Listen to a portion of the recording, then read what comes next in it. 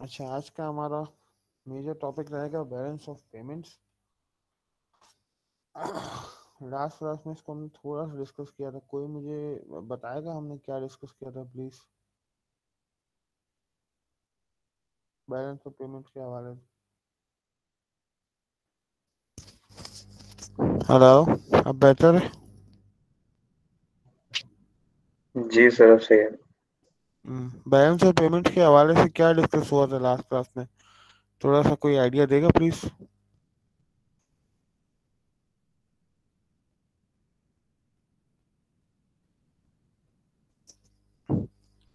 Miss Neha.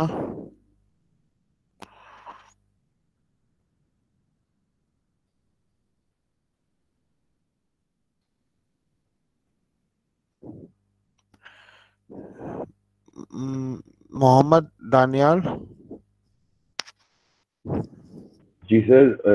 याद नहीं आ रहा सर, बैलेंस ऑफ पेमेंट वाला ना जो एंड में किया था ना जी सर, जी। उसका याद नहीं आ रहा कि कहाँ वो हमने। एक सेकंड सर, मैं 1 मिनट। प्रोक्योरमेंट का याद है मुझे सर पूरा, लेकिन उसके बाद जो वो है सर उसका याद नहीं आ रहा मुझे। एक ओके, हफ्ता हो गया चलो सर। आज हम स्टार्ट करते हैं। हम बैलेंस ऑफ पेमेंट को क्या कहते हैं कि जो इंटरनेशनल बिजनेस ट्रांजेक्शन होती हैं आपके कंट्री की दूसरे कंट्री के साथ, इन एनी फॉर्म, अभी हम फॉर्म्स को डिस्कस नहीं कर रहे, एनी फॉर्म, उसको एक जगह लेजर आउट करना, उसका इन एंड आउट मेंटेन करना, उसको प्रॉपरली जो है लिखना, this is called balance of payment. ठीक है? तो balance of payment is the measurement of all international economic transactions between the residents of a country and foreign residents within a course of time। एक course of time के अंदर जो international economic transactions between आपकी country के resident और दूसरी country के residents होते हैं, उसको बैलेंस ऑफ पेमेंट कहते हैं। ठीक है? इसको हमने डेबिट एंड क्रेडिट से डिस्कस किया था। बेसिक डेबिट एंड क्रेडिट क्या होता है कि जो आपके पास आया वो आपके लिए क्रेडिट है, जो आपके पास चला गया, जो आपके एक्सपेंसेस हो गए, लॉसेस हो गए, वो आपके लिए डेबिट है, और जो आपके पास आया, आपने प्रॉफिट किया, गेन किया, वो आपका क्रेडिट है। ठीक है? इकोनॉमी किस तरीके से काम करती है, इकोनॉमी में सर्कुलेशन ऑफ मनी किस तरीके से होती है, इसको हमने थोड़ा सा देखा था कि कुछ एंटिटीज होती हैं जो लोगों को हायर करती हैं, उस हायरिंग के against they get salary. Sir जी। Sir, sorry for interrupting sir, ये अपलोडेड नहीं है सर एलएमएस पे? ये वीडियो? नहीं सर, ये जो पीपीटी है नहीं, जो भी आप। पीपीटी अभी अपलोड कर देता हूँ मैं अच्छा थोड़ी देर में। अच्छा सर, सही है। है ना? असल में हुआ ये है कि आपकी लास्ट क्लास के बाद से लेके अब तक कंटिन्यूसली आई एम ट्रैवलिंग, और अभी भी आई एम इन ट्रैवल, तो थोड़ा सा मेरे लिए स्केड्यूल टाइट हो गया था। बट नेवरदीलेस आज आपको अपलोड मिल जाएंगी। तो वैसे ओके आपका सर। असाइनमेंट अपलोड कर दिया है, वीडियो आपकी यूट्यूब पे अपलोड कर दी, उसका लिंक मैं आपको एलएमएस पे भी अपलोड कर दूंगा। Okay sir. अच्छा, इकोनॉमीज कैसे काम करती हैं? Economies work when doing transitions in one period, in one form to another। एक यूजुअल सा, जो नॉमिनल सा इकोनॉमी का सबसे बड़ा कैरियर होता है, वो आप और मेरे जैसे लोग होते हैं कि they earn from somewhere and they spend somewhere. ठीक है ना? तो इकोनॉमिक ट्रांजिशन के अंदर रेजिडेंट और नॉन रेजिडेंट्स का एक अलग रोल है। रेजिडेंट कैसे काम कर सकते हैं? दे कैन ये purchase something from country, they can buy goods and services from same country of residing and the other country which is non residing। ठीक है? तो जो रेजिडेंट्स होते हैं एंड नॉन रेजिडेंट्स होते हैं, ये दोनों इकोनॉमिक में ऑलमोस्ट सिमिलर रोल प्ले करते हैं, बट नॉन रेजिडिंग का जो सबसे बड़ा फैक्टर होता है वो होता है फॉरेन एक्सचेंज अपब्रिंगिंग, कि ये वक्त के साथ साथ आपकी कंट्री में फॉरेन एक्सचेंज के इनफ्लो और इन्फ्लक्स के लिए काम करते हैं, और when they buy goods and services from your country, आपकी कंट्री को फायदा होता है एंड आपकी कंट्री प्रॉस्पर एंड ग्रो करती है। अब बैलेंस बैलेंस ऑफ पेमेंट को हम डबल एंट्री ट्रांजेक्शन कैसे कैसे कह सकते हैं या कैसे समझ सकते हैं, इसकी एक छोटी सी एग्जांपल ये कि एक फैक्ट्री थी जिसको कार मैन्युफैक्चरिंग करने के लिए सबसे पहले उन्होंने आर्किटेक्ट को बुलाया, डिजाइनर को बुलाया, जिसने कार्स को डिजाइन किया, फैक्ट्री को डिजाइन किया। अब ये इनसोर्स भी हो सकता है, आउटसोर्स भी हो सकता है। इनसोर्स मीन्स या ऑन शोरिंग हो सकता है या ऑफ शोरिंग भी हो सकता है। ऑन शोरिंग अगर है तो आपका पैसा आपकी इकोनॉमी में ही सर्कुलेट करेगा, एंड अगर ऑफ शोरिंग ट्रांजेक्शन है तो आपका पैसा आप बाहर भेज रहे हैं, ठीक है। अब जो पैसा आप बाहर भेज रहे हैं इसकी डबल एंट्री कैसे बुक करेंगे आप? डबल एंट्री के मायने ये होता है एक तरफ से डेबिट तो एक तरफ से क्रेडिट। अब जब आपने balance of payment for an architect करना शुरू की तो स्टार्ट आपका हुआ, आपने आर्किटेक्ट को हायर किया या आर्किटेक्ट को सेलेक्ट किया। अब अगर वो आउट ऑफ द स्टेशन है या आउट ऑफ द कंट्री है तो जो करंट कंट्री है जिसने उस आर्किटेक्ट को हायर करना था उसकी बुक्स में से वो अमाउंट डेबिट हो जाएगा, और आर्किटेक्ट की कंट्री की बुक्स में वो अमाउंट क्रेडिट हो जाएगा। ये इनटेंजिबल एसेट्स होते हैं, ये इनटेंजिबल एसेट्स हैं, इसको आप टच नहीं कर सकते, फील नहीं कर सकते, but they can opt as services, ठीक है ना। इसको आप सर्विसेज कहेंगे। तो पहले आपके पास से आर्किटेक्ट आपने हायर किया, फिर आपने मशीनरी इंपोर्ट की, सर्टेन अमाउंट ऑफ मनी पे करके, certain amount of money transfer करके आपके पास मशीनरी भी आ गई, कार डिजाइनिंग भी आ गई। फिर उसके बाद कार डिजाइन होना शुरू हुई, कार्स बनना शुरू हुई। अब ये कार्स अगर इंटरनेशनल ग्रेड एंड स्टैंडर्ड की हैं तो यू कैन एक्सपोर्ट देम। तो हुआ क्या, आपने वन टाइम वन शॉट एक इन्वेस्टमेंट की, और उसके साथ जो इकोनॉमिक ट्रांजेक्शन करना शुरू की, उस इकोनॉमिक ट्रांजेक्शन को you can utilize and you can use to to to transfer money from other country to your country. अगर आपकी गाड़ियाँ इंटरनेशनल स्टैंडर्ड की हैं तो और उनको इंटरनेशनली परचेज किया जाता है, तो बेसिकली आपने जो एक वन टाइम इकोनॉमिक ट्रांजेक्शन कर दी, इसके साथ आप एक long term influx of foreign exchange अपनी कंट्री में ला सकते हैं। आप अपनी गाड़ियां बाहर बेच रहे हैं और वहां से influx of money in terms of foreign exchange आ रहा है। फिर इसकी रिपेयर एंड मेंटेनेंस के लिए, इसकी सर्विसिंग के लिए, इसकी ट्रबल शूटिंग के लिए व्हेन यू हायर समवन, तो वही डबल एंट्री ट्रांजेक्शन फिर से होती है। आप आप आउटफ्लो करते हैं मनी का to other country, and then वहां से इन रिटर्न आपको जो ये टू ट्रांजेक्शन है, डबल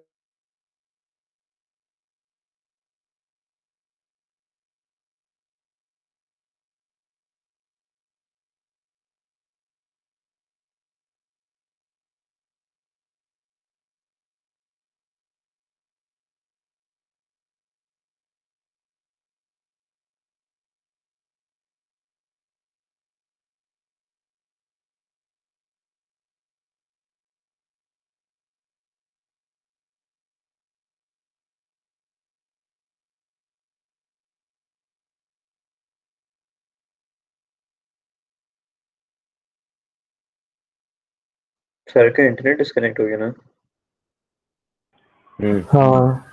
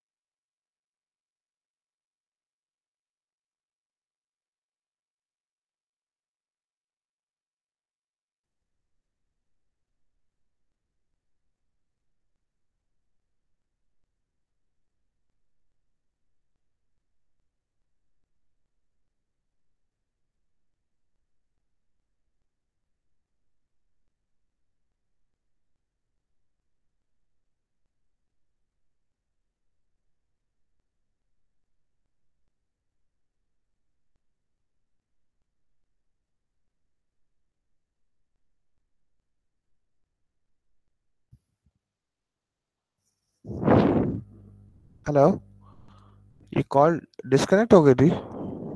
जी सर, काफी देर से। Yes sir. जी सर, काफी देर से जी बंद। सर, आपकी आवाज नहीं आ रही थी। कहाँ तक आप लोगों ने इसको देखा था? POP sum of net transaction देख लिया था? नहीं सर।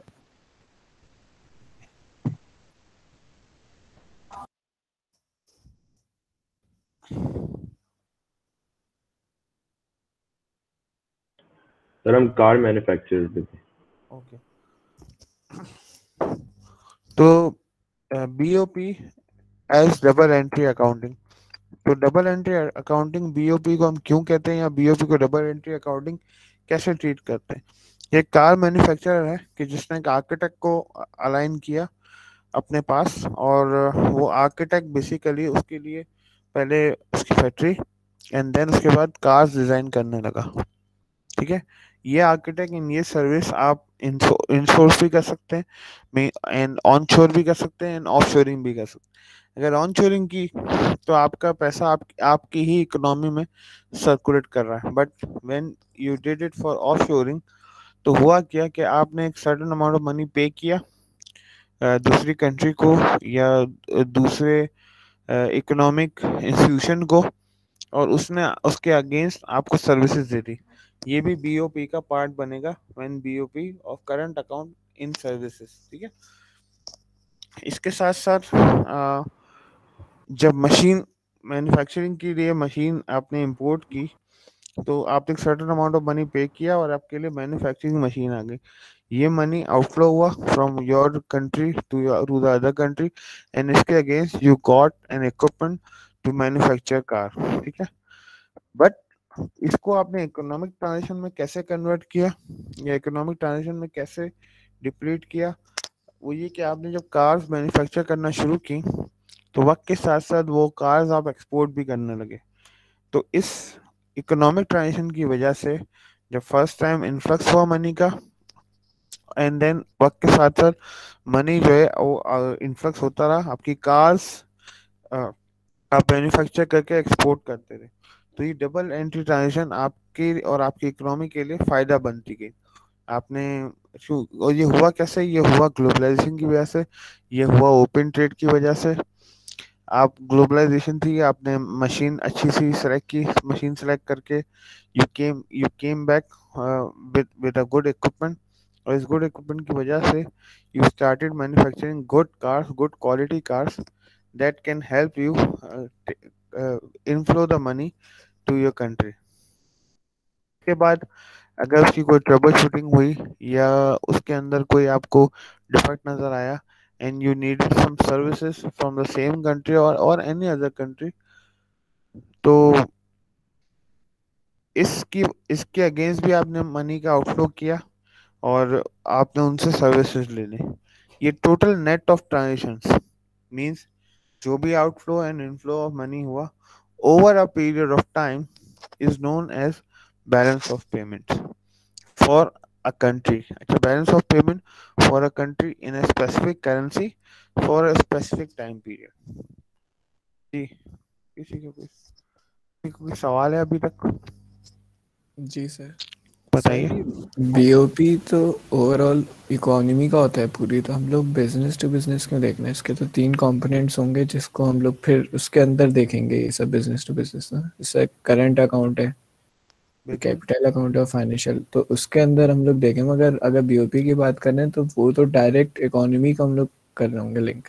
जी जी, सारी ट्रांजेक्शन का सम। अब करंट अकाउंट है, कैपिटल अकाउंट है, फाइनेंशियल अकाउंट है, तो ये सारी आपने एसेट ट्रांसफर किया कैपिटल अकाउंट, अगर आपने पैसा ट्रांसफर किया इन टर्म्स ऑफ सर्विस या इन टर्म्स ऑफ गुड्स तो वो करंट अकाउंट, और अगर किसी की इन्वेस्टमेंट आई तो वो फॉरेन अकाउंट। इन सब का सम मींस जो ये टोटल इकोनॉमिक ट्रांजेक्शन हुई है over a period of time, this is known as BOP. हम बिजनेस टू बिजनेस नहीं ले रहे, लेकिन एग्जाम्पल के साथ समझ रहे हैं कि एक बिजनेस कैसे काम करता है, इसी तरह एक इकोनॉमी कैसे काम करती है।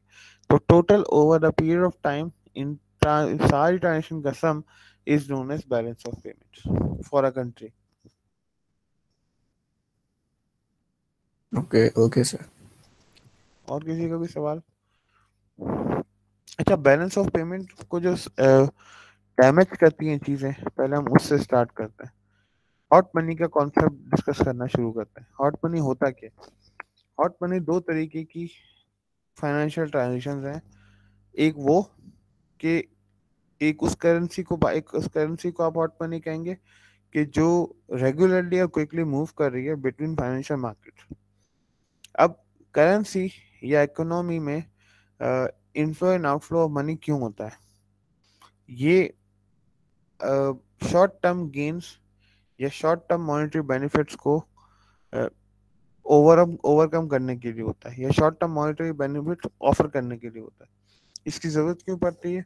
Sometimes economy needs inflow of cash, they are rich with assets but they don't have enough money to run their normal businesses. तो वो ऑफर करती हैं इन्वेस्टर्स को with short term interest rate and highest available. ये interest rate short terms होते हैं, long term interest rate नहीं होते, 5 ईयर 10 ईयर 20 ईयर नहीं होते, ये शॉर्ट टर्म होते हैं और एवरेज से हाईएस्ट होते हैं, ताकि इन्वेस्टर अट्रैक्ट हो, ताकि करेंसीज अट्रैक्ट हो आपकी मार्केट में इन्वेस्ट करने के लिए। ठीक है, तो हॉट मनी का कॉन्सेप्ट ये है कि hot money continuously shift from countries with low interest rate to those with higher interest rate. जिन कंट्रीज का हायर इंटरेस्ट रेट होगा वहां पे इसका इनफ्लो ऑफ मनी ज्यादा होगा बनिस्बत इनके कि जिनका लोअर इंटरेस्ट रेट होगा। अब countries low and high interest rate रखती क्यों है, पहले थोड़ा सा इस पर डिस्कस कर लेते हैं। इंटरेस्ट रेट लो और हाई रखने की कुछ वजूहत डिफर करती हैं कंट्री टू कंट्री, बट सबसे बड़ी वजह होती है to offer investors with different options rather than taking your money to the bank. ठीक है ना, आपके पास अगर सपोज इंटरेस्ट रेट 10% है या 11% है, तो आपके लिए बहुत अट्रैक्टिव है, लुक्रेटिव है अपना पैसा बैंक में रखना बनिस्बत इसके कि आप वो पैसा इन्वेस्ट करें, रिस्क उठाएं, मैन्युफैक्चरिंग करें, हर किस्म के रिस्क से एक्सपोज हो जाएं and ultimately you make a profit around the interest rate. तो इंटरेस्ट रेट को डाउन करके बैंक से रिजेक्ट करती हैं मनी को, अपनी तरफ अट्रैक्ट नहीं करती और आपको ऑफर करती हैं कि आप अपनी इकोनॉमी में इन्वेस्ट करें, आप अपनी इकोनॉमिक एक्टिविटीज में इन्वेस्ट करें। ठीक है, तो जिन कंट्रीज का इंटरेस्ट रेट हाई होता है वो ऑटोमेटिकली अट्रैक्ट करती हैं इस तरह की हॉट मनी ट्रांजेक्शन्स को। ठीक है, और हॉट मनी उस पैसे को भी कहा जा सकता है या उस पैसे को भी कहा जाता है कि जो एक इकोनॉमी से स्टोलन तरीके से, नॉन ऑथेंटिक तरीके से मूव होता है दूसरी इकोनॉमी में, इसको मार्क किया जाता है, उसको ट्रेस किया जाता है। ये दोनों कंडीशंस हॉट मनी की ट्रांजिशन है। अच्छा, इस हॉट मनी का बीओपी के करंट अकाउंट में बहुत बड़ा इम्पैक्ट होता है, क्योंकि you generally try and you generally want to stop. Class का लिंक किसको नहीं मिला? सर मेरा एक सवाल है। जी जी बताइए। सर आपने जैसे कहा कि इंटरेस्ट रेट जहाँ पे ज़्यादा होता है वहाँ पे हॉट मनी फ्लो ज़्यादा होता है। इंटरेस्ट रेट जहाँ ज्यादा होता है वहाँ हॉट मनी का फ्लो होता है, बिल्कुल। तो सर ये आप जैसे बोलते हैं कि इन्वेस्टमेंट को ये प्रमोट करता है, लेकिन मुझे ये जब समझ नहीं आ रही कि अगर इन्वेस्टमेंट को प्रमोट करे तो बैंक में पैसे रखे जाएंगे, तो नहीं इन्वेस्टमेंट नहीं, कैसे है फिर? बैंक में पैसा, आपको अगर शॉर्ट टर्म ट्रांजेक्शन है और आपको चाहते हैं कि आपकी इकोनॉमी में पैसा इनफ्लो करे, तो आप क्या करोगे? आप इन्वेस्टर को कहोगे शॉर्ट टर्म के लिए मेरे पर रखो, I will offer you higher than average interest rate ना। आप ऐसे रिच हो गए हो but you don't have enough money to support your daily transaction. मतलब सर अगर कोई फॉरेनर यहाँ के बैंक में, लोकल बैंक में भी अगर पैसे डिपॉजिट करा रहे हैं तो वो भी हॉट मनी होगी? हाँ, लेकिन अगर नहीं नहीं, वो फॉरेन डायरेक्ट वो ऐसे देखो, एक फॉरेनर आपके अकाउंट में या आपके कंट्री में पैसा क्यों रखवा रहा है और वो पैसे का असल में इंटरेस्ट रेट कहाँ जा रहा है? असल में अगर इंटरेस्ट रेट आपकी इकोनॉमी में घूम रहा है तो ठीक है, अगर वो वापस जा रहा है तो ये हॉट मनी मीन्स वो आप आया, आपके बैंक अकाउंट में पैसा रखवाया और पैसा लेके बाहर चला गया, तो ये हॉट मनी।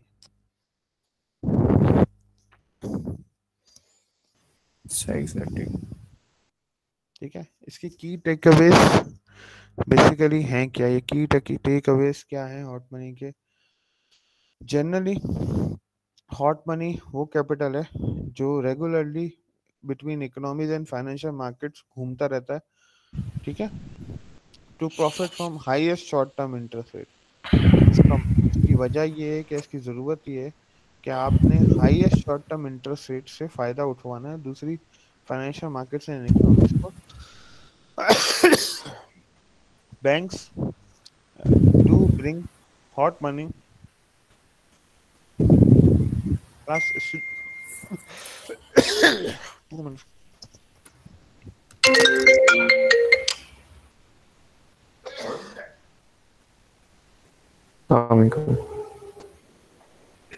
आवाज आ रही है क्या? आवाज आ रही है? नहीं यार, बंद है mic.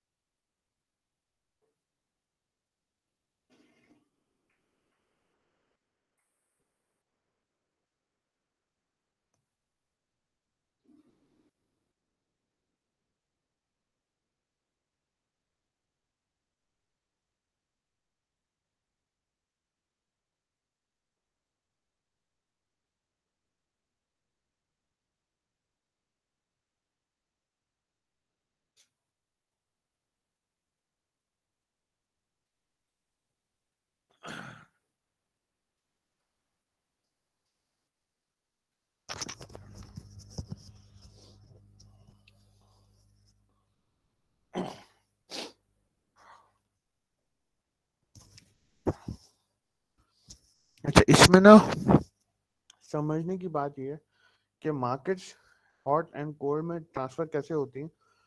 When markets need international funding या when markets need to have some international investment, they tried to attract different markets, ठीक है, और उन डिफरेंट मार्केट्स को अट्रैक्ट करने का सबसे आसान तरीका ये है कि you offer a good interest rate, you offer a good investment opportunity. But hot money का कॉन्सेप्ट नेगेटिव कॉन्टेक्स्ट में भी है। नेगेटिव कॉन्टेक्स्ट में किस तरीके से? नेगेटिव कॉन्टेक्स्ट में ये है कि आपका जो स्टोलन मनी है, जो कि स्पेशली मार्क है, वो भी जब ट्रांसफर होता है तो वो हॉट मनी ही कहलाता है, ठीक है।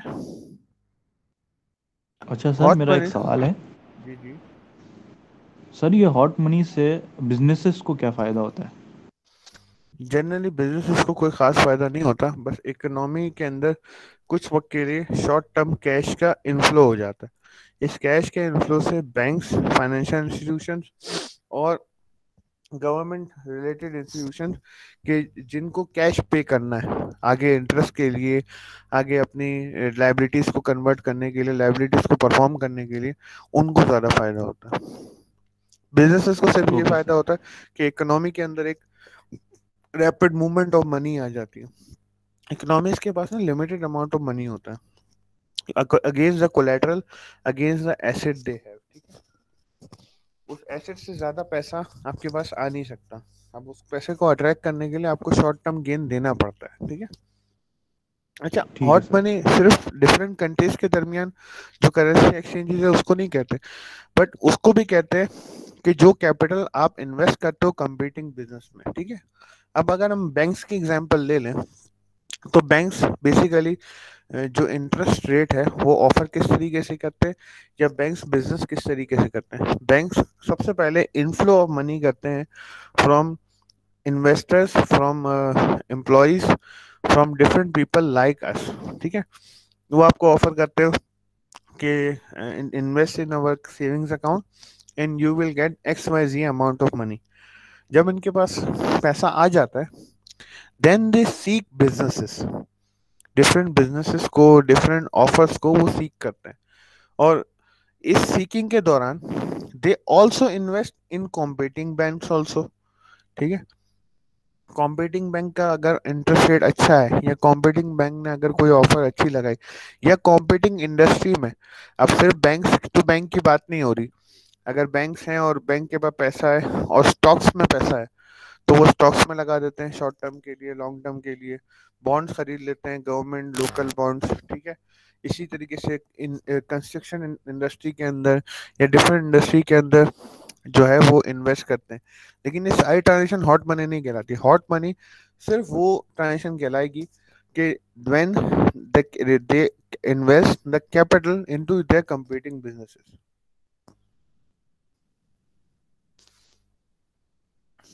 अपने कंपीटिंग बिजनेस के अंदर जब ये कैपिटल इन्वेस्ट कर लेते हैं ना, उसको ये हॉट मनी ट्रांजेक्शन कहते हैं। सर एक एग्जांपल दे दे कि एफडीआई और इसका डिफरेंस हॉट मनी में दोनों में क्या होगा?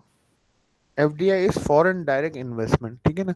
एक लीगल चैनल के जरिए when a foreign investment, a foreign institution try to invest in your country, not gaining short term benefits, but trying and convincing their institution for a long term investment, like international banks opening their services in Pakistan, like international industries opening their services in Pakistan, Western Union है, अगर आगे जाके PayPal आता है, या Barclays bank था।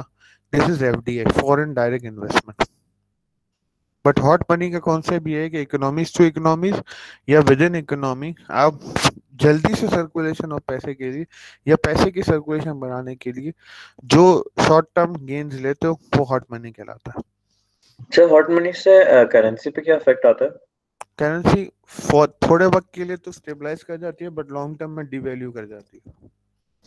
ठीक है सर। इसके हम एग्जांपल अपनी करेंसी के साथ भी देख चुके थे कि हायर इंटरेस्ट रेट ऑफर करके we tend and we tried कि हमारी करेंसी स्टेबल हो जाए, बट वक्त के साथ साथ हमारी करेंसी स्टेबल होने के बजाय डीस्टेबलाइज हुई, and then we ultimately lost our control over a country. Sir जो आर्टिफिशियली कंट्रोल करेंसी बोलते हैं, तो वो अगर हॉट मनी की वजह से अगर करें तो वो यही होगी क्या? जी, आर्टिफिशियल अगर आप कंट्रोल कर रहे होते हो अपनी करेंसी की डिवैल्यूएशन को, तो आप जनरली सीख कर रहे होते हो हॉट मनी। अच्छा, हॉट मनी थोड़ा सा कंफ्यूजिंग कॉन्सेप्ट इसलिए लगता है कि आपको बहुत सारी ट्रांजेक्शंस आपके इर्द गिर्द नजर आएंगी, अपनी इकोनॉमी में नजर आएंगी, and you try to cover all in hot money. सब कुछ हॉट मनी नहीं है। शॉर्ट टर्म हॉट मनी के लिए ना कुछ थंब रूल है। सबसे पहले शॉर्ट टर्म होगी, और higher than average interest rate पर अगर कोई आपने किसी चीज को मंगवाया, किसी चीज को बुलवाया, किसी चीज को अट्रैक्ट करवाया, तो वो हॉट मनी कहलाएगी। सही सर समझ। सॉरी टू इंटरप्ट सर, जी अटेंडेंस आपने ले ली है? नहीं। ओके सर, मेरा से इंटरनेट डिस्कनेक्ट हो गया था इसलिए मैंने पूछा ठीक है, आपसे। तो इसमें हम ये बात कर रहे थे कि बैंक्स जो है ना, वो ऑल हॉट मनी इनका इनफ्लो अपनी तरफ करवाती हैं। किस तरीके से? शॉर्ट टर्म सर्टिफिकेट देके, short term certificate of deposit, CDC जिसको हम कहते हैं, with higher than average interest rate, ठीक है। और अगर बैंक, कोई और बैंक अगर अपना इंटरेस्ट रेट लोअर करता है, कंपीटिंग बैंक उसमें इन्वेस्ट करे, वो भी हॉट मनी ट्रांजेक्शन कहलाएगी। कि शॉर्ट टर्म के लिए बेटर डील मिली, ट्रांसफर ऑफ मनी हुआ, इंटरेस्ट रेट शॉर्ट टर्म हुआ, इंटरेस्ट रेट ज्यादा हुआ शॉर्ट टर्म के लिए, ये हॉट मनी है, ठीक है। अच्छा, हॉट मनी ग्लोबल कॉन्टेक्स्ट में इकोनॉमी के दरमियान ट्रांसफर कैसे होता है? वही ग्लोबलाइजेशन का कॉन्सेप्ट जो हम पहले से समझ रहे थे कि जो बैरियर्स है ना, ट्रेड बैरियर्स, वो पहले खत्म हो, और financial institution and financial infrastructure establish हो। वरना होता क्या है, इनफ्लो 10 रुपए का होता है, आउटफ्लो 100 रुपए का हो रहा होता है, ठीक है। जैसे आप थोड़ी देर पहले अभी एक बात हम डिस्कस कर रहे थे कि आपका कंपीटिंग, आपका एक फॉरेन इन्वेस्टर है या आपका एक नॉन रेजिडेंट है, पाकिस्तान आया, उसने पाकिस्तान के बैंक में इन्वेस्ट किया, और जब वक्त आया तो वही पैसा निकाल के बाहर चला गया, ठीक है। तो ऐसे ऐसे जो ट्रांजेक्शन होती है ना, वो करेंसी को, वो इकोनॉमी को बैडली डैमेज करती हैं, ठीक है ना। ऐसी ट्रांजेक्शन जनरली अलाउ नहीं होनी चाहिए। ऐसी ट्रांजेक्शन जो है वो आपके इंफ्रास्ट्रक्चर को तबाह करते हैं, ठीक है। और मनी जो है ना, वो हमेशा हाई ग्रोथ एरियाज और हाई पोटेंशियल एरियाज पे अट्रैक्ट करता है, ठीक है। तो हॉट मनी उन कंट्रीज से कि जो अंडर परफॉर्मिंग है अपने इकोनॉमिक सेक्टर में, अपने फाइनेंशियल सेक्टर में, वहां से फ्लो होता है। और पोटेंशियल एरियाज में, पोटेंशियल सेक्टर्स में, कि जहाँ पे अच्छे इंटरेस्ट रेट ऑफर हो रहे हैं, या जहाँ पे जो है आप देखते हो कि आपके पास रिटर्न्स आउटसाइज है, नॉर्मल से ज्यादा, नॉर्मल रिटर्न मिल रहा है उससे थोड़ा ज्यादा या बहुत ज्यादा मिल रहा है, वहां पे ट्रांसफर। लेकिन इसके लिए आपको बैरियर्स लगाने पड़ते हैं। इसके लिए आपको, क्योंकि आपने जो पैसा मंगवाया ना, you have to trap it in your economy, ठीक है। पैसा आया, उससे इंटरेस्ट जनरेट हुआ, अब आप ऑफर करो उनको अच्छे इन्वेस्टमेंट अपॉर्चुनिटीज, बॉन्ड्स हैं, आपकी स्टॉक्स हैं, ठीक है, आपके एसेट्स हैं, म्यूचुअल फंड्स हैं। आप ऐसी चीजें ऑफर करो कि जिससे पैसा आपकी इकोनॉमी में ट्रैप हो। आजकल आप लोगों ने देखा होगा कि जो भी इन्वेस्टमेंट अपॉर्चुनिटी आती है उसमें आपको सबसे पहले अट्रैक्शन क्या मिलती है? अगर आपने कोई म्यूचुअल फंड की या स्टॉक्स की आपने देखी हो कोई, तो आपको याद पड़ा है कोई कोई ऑफर देखी हो आप लोगों ने? म्यूचुअल फंड की कोई ऑफर देखी है आप लोगों में से किसी ने? सर वो हबीब बैंक की एक देखी थी, शायद याद नहीं आ रही जी सर। जी जी, उसमें कुछ बताइएगा, कुछ आपको याद पड़ रहा है कि अच्छी चीज क्या वही ऑफर की? फॉरेन एक्सचेंज से सर, पता नहीं कोई एक्सेस था, कोई ऐसे ही था वेरी कुछ गुड, सर, याद नहीं आ रहा वेरी मुझे। गुड। आपने किसी ने इनकम टैक्स के अंदर लेवरेज देखी है इनकम टैक्स में? नहीं सर। अच्छा, म्यूचुअल फंड जनरली जो ऑफर हो रहे हैं ना पाकिस्तान में, दे offer your saving into your income tax. आप इनकम टैक्स जो पे करते हैं ना उसमें रिबेट ले सकते हैं, ठीक है। ये एक बहुत अच्छा तरीका है पैसे को अपनी इकोनॉमी में ट्रैप करने का। एक नॉर्मल सैलरीड पर्सन है जिसने इनकम टैक्स पे कर दिया, अब इनकम टैक्स पे करने के बाद अपने पैसे को अगर वो म्यूचुअल फंड में इन्वेस्ट करता है और अपनी इकोनॉमी के अंदर वो इन्वेस्टमेंट देता है, तो गवर्नमेंट ऑफर करती है कि अगर उसने एक्स वाई जी फंड्स में इन्वेस्ट किया है तो ही और शी कैन टेक बैक 40% तक, 40% of total invested mutual fund, ठीक है। अब इससे इस ऑफरिंग से क्या होता है? पैसा आपकी इकोनॉमी के अंदर ही ट्रैप हो जाता है, पैसा आपकी इकोनॉमी के अंदर ही रोल होता रहता है और पैसा आपकी इकोनॉमी को छोड़ के बाहर नहीं जाता, ठीक है। तो डेफिनेशन ऑफ बीओपी क्या बनेगी? BOP is an accounting statement that provides a systematic record of all economic transactions related to money with rest of the world in the given period. एक अकाउंटिंग स्टेटमेंट। अच्छा, BOP is often confused with balance sheet investment. ये balance sheet नहीं, ये basically cash flow statement है, जो कि एक certain amount of time के अंदर सारी इकोनॉमिक ट्रांजेक्शंस जो कि during that course, during that given period, from the world to the given, to the rest of the world हो रही होती है, इसको एक जगह लिख लेते हैं, एक जगह रिकॉर्ड कर लेते हैं। ये बीओपी कहलाता है। ये बेसिक डेफिनेशन है, आगे जाएंगे तो हम बीओपी को डिफरेंट तरीके से, डिफरेंट डिफरेंट जाविये से देख रहे हूँ। अभी तक का कोई सवाल? सर हमने लास्ट जी क्लास में सर। सर डॉक्यूमेंटेशन पढ़ा था, तो सर जी अगर जी। कोई स्मगल करके कोई चीज़ ला रहा हो तो hmm, other than tax loss government को और एज एन इकोनॉमी आपको क्या इम्पैक्ट पड़ रहा है उससे, नेगेटिव इम्पैक्ट? आपकी लोकल जो इंडस्ट्री है वो डिजेक्ट हो रही है ना, उसको आप बेसिकली अगर आप टैक्स फ्री या टैक्स चुरा के कोई ग्रे चैनल के जरिए किसी चीज को मार्केट में इन्फ्लक्स किया, तो होगा क्या कि उसका कॉम्पिटिंग जो लोकल प्रोडक्ट होगा उसकी टोटल सेल्स पे इम्पैक्ट आएगा। जब उसकी टोटल सेल्स पे इम्पैक्ट आएगा तो वो बेसिकली टैक्स भी कम देगा, उसका रेवेन्यू भी कम जनरेट होगा, अल्टीमेटली इकोनॉमी को नुकसान होगा। फायदा किसको होगा? सिर्फ उस ग्रे चैनल से आने वाले प्रोडक्ट को और अल्टीमेटली उसके मैन्युफैक्चरर को। सही सर, ठीक। अच्छा, ग्रे चैनल्स काम कैसे करते हैं? थोड़ा सा अभी क्योंकि बात निकली है, इकोनॉमी हिट कैसे होती है ये मैं आपको बताता हूँ। I use to work at tank Pakistan, ठीक है, और हम बड़ा कंफ्यूज थे, बड़ा स्केप्टिकल थे कि यार how to increase our sales, ठीक है ना। हमारी सेल्स इंक्रीज नहीं हो रही थी, उल्टा हमारी जो नॉर्मल सेल्स थी it was getting down. We tried to find कि क्या हो रहा है, तो हमें पता चला कि नियर टू एक्सपायरी टाइम, बगैर टैक्स पे किए, बगैर इंपोर्ट ड्यूटी पे किए, पाकिस्तान की इकोनॉमी में इनफ्लो हो रहा है। ठीक है, अल्टीमेटली इससे नुकसान क्या हुआ? अल्टीमेटली इससे नुकसान ये हुआ कि हमारी मैन्युफैक्चरिंग कम हो रही है। अब हमारी मैन्युफैक्चरिंग कम हो रही है, उससे क्या नुकसान हो रहा है? हम सैलरीज कम पे कर रहे हैं, हम टैक्सेस कम पे कर रहे हैं, हम यूटिलिटीज कम यूज कर रहे हैं। अल्टीमेटली पूरी इकोनॉमी के साइकिल को हम हिट कर रहे हैं। हो गया कि सिर्फ ग्रे चैनल से थोड़ा सा इन्फ्लक्स हो रहा है, इससे हमारी जो ग्रोथ है ना वो स्टैग्नेंट हो गई, ग्रोथ बढ़ नहीं रही, टाइम पाकिस्तान की ग्रोथ बढ़ नहीं रही। तो ये भी एक क्रिटिकल सिचुएशन है कि जहाँ पे ग्रे इकोनॉमी से या ग्रे चैनल से आपके पास प्रोडक्ट ट्रांसफर की जाती है और आपका local industry, local manufacturing badly hit होती और सर ये अंडर इनवॉइसिंग का भी जो कॉन्सेप्ट अभी आजकल नया एक और चल रहा है कि कंपनी इंपोर्ट्स कर रही है अंडर है। इनवॉइसिंग करके, अंडर इन्वेस्टिंग क्यों कर रही? ताकि सर टैक्स टैक्स ना बचता पे है ना करना इसलिए। पड़े। अंडर इन्वेस्टिंग सिर्फ इसलिए करते हैं कि टैक्स बचे। ठीक है ना? और टैक्स तो बचा के सर क्या होगा? इससे आपको क्या होगा एज एन इकोनॉमी, आपको क्या इफेक्ट पड़ रहा है फिर? आपने जो अपने टारगेट्स, देखो टैक्सेस के टारगेट्स होते हैं, ठीक है ना? और वो टारगेट्स बनते क्यों हैं या वो टारगेट्स बनाए क्यों जाते हैं?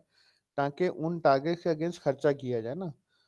कम इकोनॉमिक्स काम किस तरीके से करती है? एक बजट आया जून 2020 में, ठीक है ना? उस बजट में टारगेट सेट किया गया कि हम सपोज 1 ट्रिलियन का टैक्स जमा करेंगे। क्यों? क्योंकि उस 1 ट्रिलियन के टैक्स के अगेंस्ट आपके पास लाइबिलिटीज खड़ी हुई हैं। आपको लोगों को सैलरियाँ देनी है, लोगों की पर्क्स एंड बेनिफिट्स देने हैं, और अपने जो आपने लॉन्ग टर्म लोन लिए हुए उनकी भरपाई करनी है, उनको बेसिकली लेव ऑफ करना है। तो आप अगर टैक्स कम जमा होगा, आपने टारगेट किया हुआ ना, सपोज आपको पता है कि यार मैकडोनल्ड्स पाकिस्तान हर साल $1 करोड़ की इंपोर्ट करता है और उसमें 17% टैक्स देगा, तो 17 लाख टैक्स मिलेगा। ठीक है ना? अगर मैकडोनल्ड पाकिस्तान ने अंडर इन्वॉइसिंग की, $1 करोड़ की इंपोर्ट नहीं की, वो सपोज $80 लाख की इंपोर्ट हुई, उसका 17%, 17 लाख नहीं बनेगा, 14 लाख बनेगा। ये $3 लाख का जो नुकसान है, ये इकोनॉमी को होगा। इकोनॉमी ने एंटिसिपेट किया हुआ था कि मेरे पास $17 लाख का इन्फ्लक्स आएगा और उसके अगेंस्ट उसकी लाइबिलिटीज खड़ी हुई थी, बट वो टैक्स का इन्फ्लक्स नहीं आया, वो लाइबिलिटीज पूरी नहीं हुई, और अल्टीमेटली आपको उन लाइबिलिटीज को ले ऑफ करने के लिए अगले लोन लेने पड़े। सही सर, समझ गया। तो बीओपी का डेटा इम्पोर्टेंट है for government policy makers and multinational incorporations या multinational organisation to gauge national competitiveness और हेल्थ। ठीक है ना? डोमेस्टिक और फॉरेन। आपका बीओपी का डेटा आपकी कंट्री के लिए, आपकी पॉलिसी मेकर्स के लिए और आपकी मल्टीनेशनल एंटरप्राइजेस के लिए, कि जो अपनी फॉरेन एक्सचेंजेस ला के आपके पाकिस्तान में, आपके मुल्क में जिन्होंने काम किया है या जिन्होंने अपना पैसा फंसाया हुआ है, वो किस तरीके से आने वाला फ्यूचर प्रेडिक्ट कर सकती हैं और करंट सिनेरियो में या करंट स्टेट को मॉडरेट रख सकते हैं। ठीक है ना? क्योंकि जो मल्टीनेशनल एंटरप्राइज है ना, उसके लिए होम और होस्ट कंट्री दोनों का बीओपी डेटा इंपॉर्टेंट है। ठीक है ना? होम का डेटा क्यों इंपॉर्टेंट है? कि कब तक यहाँ रहना है और कब यहाँ से फ्लू कर जाना है। फॉर एग्जाम्पल एप्पल एप्पल की मैन्युफैक्चरिंग जहाँ से स्टार्ट हुई थी, आज मैन्युफैक्चरिंग वहाँ पे नहीं है। क्यों? क्योंकि उसने देखा कि वक्त के साथ साथ I can not sustain the pressure. ठीक है, I can not maintain market, क्योंकि मार्केट जो है वो चाइना जाके मैन्युफैक्चरिंग कर रही है। अगर मैं अपनी कंट्री में मैन्युफैक्चर करता रहा तो ultimately I will lose everything. तो उसने वक्त के साथ साथ अपनी इकोनॉमी को देखते हुए उस इकोनॉमी में इन्वेस्ट करने की कोशिश की और उस इकोनॉमी में इन्वेस्ट किया जहाँ से उसको बेनिफिट मिलने लगा। तो एमएनईज के लिए होम एंड होस्ट कंट्री दोनों बहुत इंपॉर्टेंट होती है। क्यों? क्यों? और बीओपी से वो क्या क्या निकाल सकते हैं? बीओपी से वो प्रेशर एक करेंसी कंट्री की फॉरेन एक्सचेंज पे कितना है वो देख सकते हैं। ठीक है? आप ये देख सकते हो के वक्त के बाद dividend, interest, license fees, royalties and other cash disbursement में क्या इम्पैक्ट आएगा, और इस कंट्री की मार्केट पोटेंशियल कैसे है लॉन्ग टर्म में भी शॉर्ट टर्म में भी, क्या हमें यहाँ इन्वेस्ट करना चाहिए या नहीं करना चाहिए। क्यों? क्योंकि देखो एक एमएनई जब किसी अपनी होस्ट कंट्री से उठ के दूसरे अपनी होम कंट्री से उठ के होस्ट कंट्री में जाती है ना, तो सबसे पहले वहां से रॉयल्टी कैश कॉल बैक करती है। जैसे मैकडॉनल्ड्स है, वो जब पाकिस्तान आ चुका है तो पाकिस्तान में जो भी सेल्स हो रही है इसकी एक रॉयल्टी, एक fix royalty one country to another move कर रही है, और इस रॉयल्टी को हर सूरत पे करना है, और ये रॉयल्टी डायरेक्टली पाकिस्तान की करेंसी से पाकिस्तान की इकोनॉमी से निकल के यूएसए की इकोनॉमी में जा रही है। तो ये देखना है कि मैं ये रॉयल्टी निकाल भी पाऊंगा या नहीं। अगर ऐसा हुआ कि टोटल सेल्स या टोटल ओवरऑल सेल्स से प्रॉफिट जनरेट ही नहीं हुआ और अल्टीमेटली मुझे इन्फ्लक्स ऑफ मनी करते ही रहना है, तो ऐसे बिजनेस का भी कोई फायदा नहीं है। इसी तरीके से कंट्री का अपना मार्केट पोटेंशियल क्या है, जैसे फॉर एग्जांपल पाकिस्तान के अंदर बहुत ह्यूज पोटेंशियल है कंस्ट्रक्शन इंडस्ट्री के अंदर, बट ये पोटेंशियल कितने साल तक रहेगा, और लॉन्ग टर्म में और शॉर्ट टर्म में इस पोटेंशियल के अंदर क्या प्रोज एंड कॉन्स बनते रहेंगे। ये एक एमएनई के लिए, मल्टीनेशनल ऑर्गेनाइजेशन के लिए, मल्टीनेशनल एंटरप्राइज के लिए बहुत इंपॉर्टेंट है, and government and policy makers के लिए भी इतना ही इंपॉर्टेंट है, ताकि ये आने वाले वक्तों में अपने dividends, interest rates, license fees को और दूसरी कैश डिस्बर्समेंट को, जो कि उनको अपनी long term and short term liability पे करने के लिए चाहिए, इसको चेक करने के लिए बैलेंस ऑफ पेमेंट देखते हैं। तो बेसिकली ये कैश फ्लो स्टेटमेंट है। जैसे कि आप एज एंड यूजर अपना कैश फ्लो स्टेटमेंट देख रहे हो, तो कितना पैसा आया, कितना पैसा आना है, कितना खर्चा कर दिया, कितना खर्चा करना है, इन सब का सम आपका बेसिकली कैश फ्लो रहता है। आपका आपका बेसिक कैश फ्लो है। आप ऐसे रिच बन गए, आपके पास बहुत एसेट हो गए, लेकिन कैश इन्फ्लक्स नहीं है, अल्टीमेटली आपको एसेट्स को बेच के कैश को इन्फ्लक्स करना पड़ता है, क्योंकि cash is important for any economy. कोई भी इकोनॉमी ये नहीं कह सकती कि मैं बहुत सोना है लेकिन मेरे पास पैसे नहीं है गंदम खरीदने के, तो उसको गंदम खरीदने के लिए लोन लेना पड़ेगा, अपना सोना अंडर वैल्यू बेचना पड़ेगा, क्योंकि सेम वैल्यू पे तो कोई इकोनॉमी नहीं खरीदेगी। अच्छा, अब थोड़ी सी ना बीओपी की ट्रांजेक्शन देखते हैं कि क्या क्या ट्रांजेक्शन बीओपी में रिकॉर्ड कर सकते हैं। ठीक है, ये यूएसए की एग्जांपल्स हैं कि सबसे पहली एग्जांपल ये कि एक यूएसए की सब्सिडरी ने, जो कि एक फॉरेन एमएनई के डिस्ट्रीब्यूटर की तरह एक्ट कर रही थी यूएसए की मार्केट के अंदर, वो कैश का इन्फ्लक्स कैसे लाएगी कि एक यूएस सब्सिडरी है बेसिकली। जैसे हमने फोर्टे पाकिस्तान की एग्जांपल देखी थी कि फोर्टे पाकिस्तान कंपनी पाकिस्तान में रजिस्टर्ड है, सेल्स पाकिस्तान में देती है, बट सेल्स किसकी कर रही है? फोर्टे पाकिस्तान, पेट्रा की। तो अल्टीमेटली पैसा कंट्री में जनरेट होगा बट जाएगा पेट्रा को। अगर मैकडॉनल्ड्स ने फोर्टे पाकिस्तान के साथ डील की तो हम फोर्टे पाकिस्तान को पैसे नहीं देंगे, हम पेट्रा को पैसे देंगे, पाकिस्तान से आउटफ्लो ऑफ मनी होगा। इसी तरीके से अगर एमएनई है और उसने अपना डिस्ट्रीब्यूटर किसी होस्ट कंट्री के अंदर रखा हुआ है, तो वो होस्ट कंट्री में ट्रांजेक्शन करता है, होस्ट कंट्री में पैसा जनरेट करता है, बट वो जाता होम कंट्री में ही है। ठीक है, इसी तरीके से अगर एक कंट्री का, जैसे यहाँ पे दिया गया कि एक यूएस बेस्ड फर्म है, उसने एक मेजर वाटर ट्रीटमेंट फैसिलिटी लगाई है दूसरी फॉरेन कंट्री में। अब वाटर ट्रीटमेंट फैसिलिटी के लिए पैसा कहाँ से गया? यूएसए से, बट अल्टीमेटली वहां से जो पैसा जनरेट होगा वो वापस कहाँ आएगा? यूएसए में। तो ये भी डबल एंट्री ट्रांजेक्शन हो गई कि सबसे पहले पैसा गया, वहां पे इन्वेस्टमेंट हुई फॉरेन डायरेक्ट इन्वेस्टमेंट की तरह, वहां पे एक मेजर वाटर ट्रीटमेंट प्लांट खड़ा किया गया, और वक्त के साथ जब उस वाटर ट्रीटमेंट प्लांट ने प्रोडक्शन शुरू की तो अल्टीमेटली पैसा कॉल बैक हुआ टू द होम कंट्री। ठीक है, इसी तरीके से एक सब्सिडरी है एक फॉरेन फर्म का, जो कि डिविडेंड पेरेंट कंपनी को पे करता है। एक फॉरेन पोर्टफोलियो इन्वेस्टमेंट हुई हुई है किसी और कंट्री में, और उसका डिविडेंड कॉल बैक होता है उसी कंट्री में। अब ये कैसे काम करता है? आप फॉरेक्स में अगर काम करते हैं तो फॉरेक्स का पैसा अल्टीमेटली होता तो पाकिस्तान में, लेकिन इसका डिविडेंड वहीं वापस जाता है जहां से आपने इन्वेस्टमेंट की गई है। इस जिसको हम फॉरेन पोर्टफोलियो इन्वेस्टमेंट कहते हैं, ठीक है। इसी तरीके से यूएस की गवर्नमेंट जो फाइनेंस करती है purchase of military equipment for a foreign military ally. अब यूएस की गवर्नमेंट ने फाइनेंस किया, मिलिट्री इक्विपमेंट अपनी गवर्नमेंट से परचेज किया या अपनी गवर्नमेंट से परचेज किया, लेकिन भेजा किसी फॉरेन मिलिट्री एली को या किसी थर्ड कंट्री से परचेज करके किसी और कंट्री को भेजा। सपोज चाइना से तैयारी परचेज करके पाकिस्तान को दिए, तो ये भी बीओपी ट्रांजेक्शन होगी, क्योंकि एक तरफ से आउटफ्लो ऑफ मनी होगा, दूसरी दो कंट्रीज में inflow of assets and money होगा। चाइना पे जाएगा, चाइना से तैयारी खरीदे जाएंगे, वहाँ इनफ्लो ऑफ मनी होगा एंड आपको तैयारी दिए जाएंगे, कोई लॉन्ग टर्म लाइबिलिटी नहीं, जस्ट ऐसा गेस्चर, तो वो आपके लिए इनफ्लो ऑफ एसेट्स होगा। यहाँ तक ठीक है? यहाँ तक समझ में आ रहा है क्लास? Yes sir. कोई जी चीज सर। कंफ्यूजिंग है यहाँ पे? जी सर।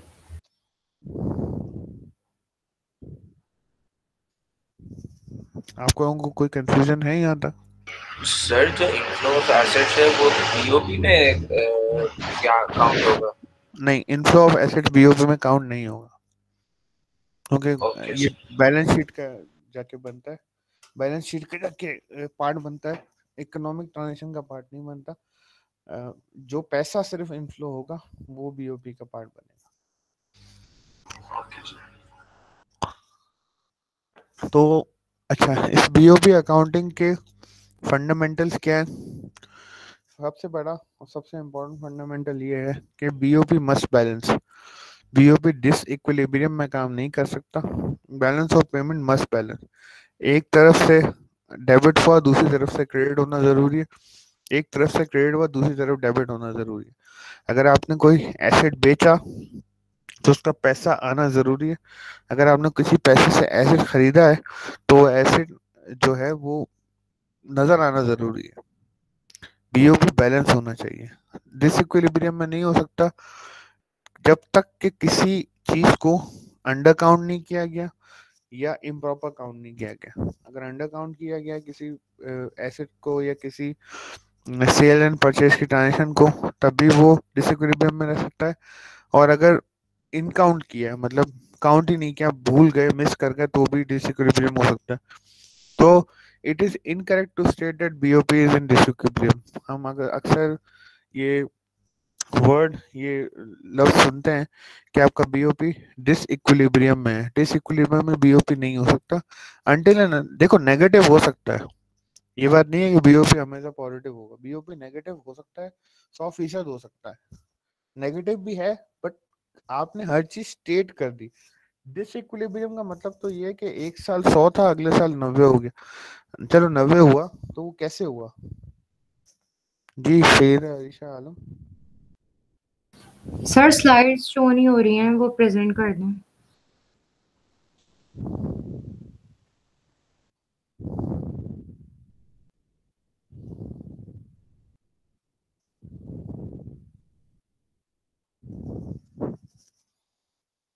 बीओपी डिसइक्विलिब्रियम में नहीं हो सकता।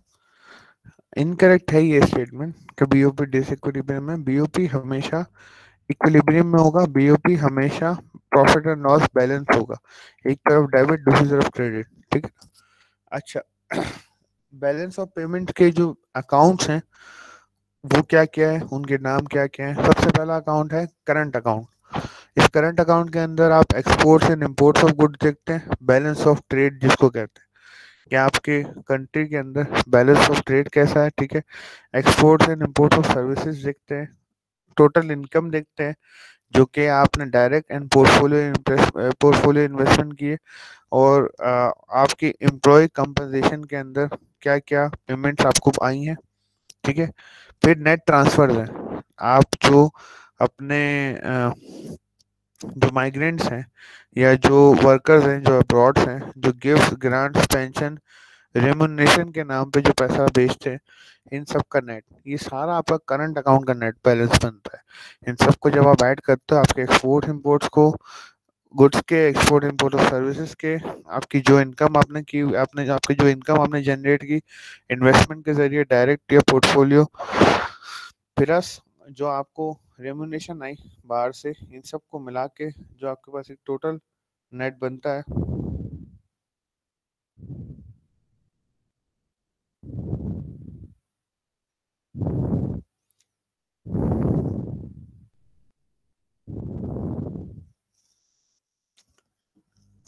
इसका टोटल सम आपका करंट अकाउंट बैलेंस कहलाता है, ठीक है। फिर सेकंड पार्ट है कैपिटल अकाउंट। कैपिटल अकाउंट क्या है? क्या आपने परचेज या सेल किया फिक्स एसेट का, जो कि रियल स्टेट है। कोई फिक्स एसेट जो आपने अपनी कंट्री का सेल किया या दूसरी कंट्री में परचेज किया, वो कैपिटल अकाउंट में आता है। फिर आता है फाइनेंशियल अकाउंट्स। इन फाइनेंशियल अकाउंट्स में net foreign direct investment FDIs, net foreign portfolio investment FPIs और अदर फाइनेंशियल आइटम्स कि जो आपने टोटल इस पीरियड के अंदर खरीदे या बेचे, इनका बैलेंस आता है। फिर आता है एरर्स एंड ओमिशंस कि अगर आपने टोटल बैलेंसेस के दौरान करेंसी का एक्सचेंज या किसी वजह से कोई एरर एंड ओमिशन आपके पास आया है, वो आपके पास अगर है तो वो टोटल ओवरऑल बैलेंस के अंदर से आप एरर। और फिर रिजर्व्स कि अगर आपने जो आपके मॉनेटरी रिजर्व्स हैं, इसमें गोल्ड है, फॉरेन एक्सचेंज है, आईएमएफ की जो पोजीशनिंग है, इन सबको ऐड करते हैं तो ये सारे बैलेंस, ये सारे अकाउंट्स बैलेंस होने चाहिए। फाइनेंस के अंदर बैलेंस होने का मतलब है डेबिट एंड क्रेडिट सेम होना चाहिए। क्लास आप लोग जाग रहे हैं सबके सब? जी सर। ठीक है सर। जी सर। Yes sir. जी सर, जाग रहे समझ में आ रहा है? हैं। Yes sir. कोई सवाल है अब तक? नहीं no sir. Sir. Okay, thank you. तो मैंने अभी जैसे आपको पहले बताया कि बीओपी को बैलेंस शीट की तरह समझा जाता है, बट ये बैलेंस शीट नहीं है। बेसिकली ये कैश फ्लो स्टेटमेंट है और आप इसके अंदर टोटल इंटरनेशनल ट्रांजेक्शन जो over a period of time record करते हो, और इसके अंदर value all assets and liabilities on specific date आप नहीं मार्क करते। इसमें सिर्फ वो एसेट मार्क करते हो जिसको खरीदा या बेचा गया और जिससे इकोनॉमिक इनफ्लो हुआ, ठीक है। जिससे इकोनॉमिक इनफ्लो नहीं हुआ, जो लॉन्ग टर्म एसेट्स हैं, जो आपकी कंट्री का असासा है, अगर आप उनको ऐड या सब्ट्रैक्ट नहीं करते।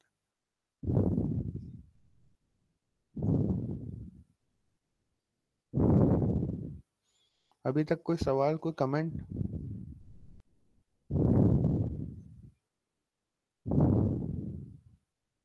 नहीं सर।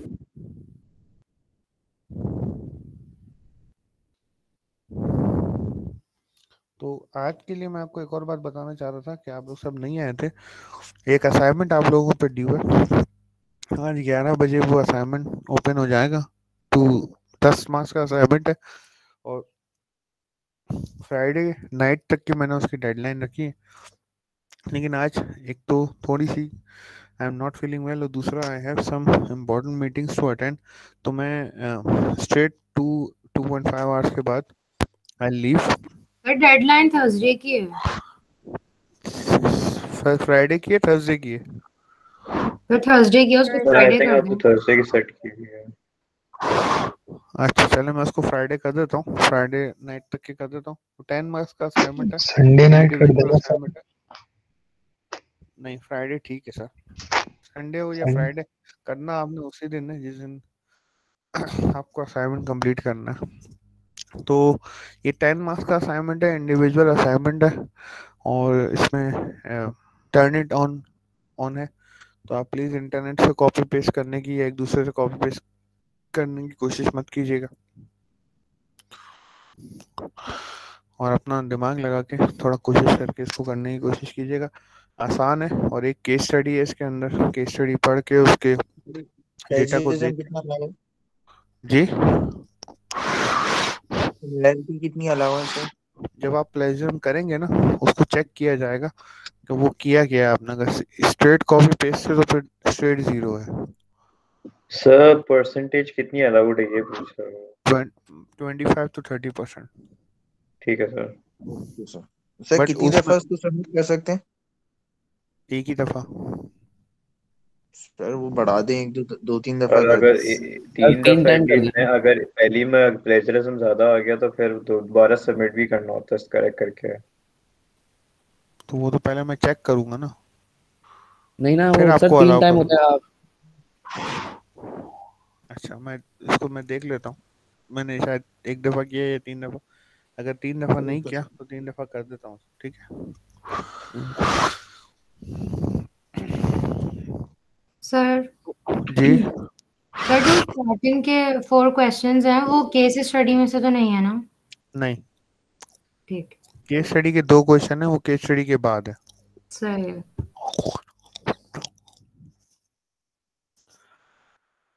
तो बीओपी की बिजनेस ट्रांजेक्शन जो बैलेंस ऑफ पेमेंट्स होती हैं, उसके 2 मेजर हेड्स हैं। जो मेजर हेड्स हैं, एक्सचेंज ऑफ रियल एस्टेट या एक्सचेंज ऑफ फाइनेंशियल एसेट्स। अगर आपके रियल एसेट्स आपने सेल या परचेज किए, मींस आपने फॉरेन डायरेक्ट इन्वेस्टमेंट को अट्रैक्ट करने के लिए उनको कोई रियल एस्टेट अपनी बेची है, जिस पे वो आके फैक्ट्री लगा सकें या अपने बिजनेस एम्पायर खड़ा कर सकें या जो है रेजिडेंशियल कॉम्प्लेक्स बना सकें, तो भी वो आपके स्टेटमेंट में आएगा। और अगर आपने कोई फाइनेंशियल एसेट्स की सेल्स एंड परचेज की है, आपने कोई लॉन्ग टर्म बॉन्ड्स बेचे हैं, आपने कोई शॉर्ट टर्म बॉन्ड्स बेचे हैं, आपने कोई करेंसी एक्सचेंज बॉन्ड्स बेचे, तो वो भी आपके बीओपी की स्टेटमेंट में आते हैं। और इन स्टेटमेंट्स को आसानी से देखने के लिए आपने सिर्फ ये देखना है कि सेल एंड परचेज क्या हुई। अगर आपने कोई एसेट सेल किया तो उसके अगेंस्ट पैसा कितना आया, और अगर आपने कोई एसेट परचेज किया तो इतने उसके अगेंस्ट पैसा कितना गया। इसमें एग्जांपल लिखी हुई है कि क्लॉक वर्सेस बॉन्ड, आपने क्लॉक खरीदी या एक बॉन्ड बेचा, दोनों के अगेंस्ट इंटरेस्ट कितना है। बीओबी के अंदर सबसे इम्पोर्टेंट बात यह है कि आपने ये देखते रहना है कि आपका सेल एंड परचेज का जो अकाउंट है, डेबिट एंड क्रेडिट का अकाउंट है, वो बैलेंस है, ठीक है। और उसके बाद बीओबी के अंदर 2 सब अकाउंट्स हैं। एक का नाम है करंट अकाउंट और दूसरे का नाम है कैपिटल स्लैश फाइनेंशियल अकाउंट। फिर ओवर रिजर्व अकाउंट भी है, नेट एरर एंड ओमिशन भी है।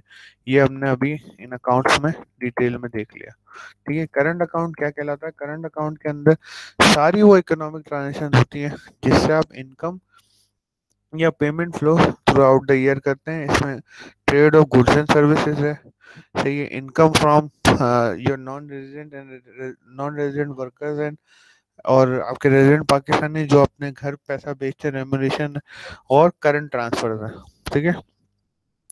इसके अंदर यूएसए के करंट अकाउंट का 2002 2010 का एक नेट बैलेंस दिखाया गया। मैंने आपको कहा कि बीओपी एंड बीओटी नेगेटिव हो सकता है। अच्छा, balance of payment and balance of trade में क्या फ़र्क है?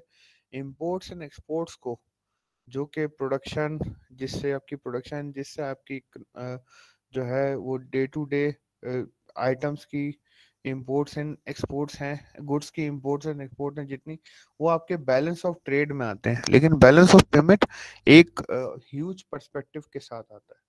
कई जगह पे आपको balance of payment and balance of trade same बताया गया, लेकिन balance of payment and balance of trade same नहीं है। बैलेंस ऑफ ट्रेड जो है, इसका होराइजन थोड़ा शॉर्टर सा है।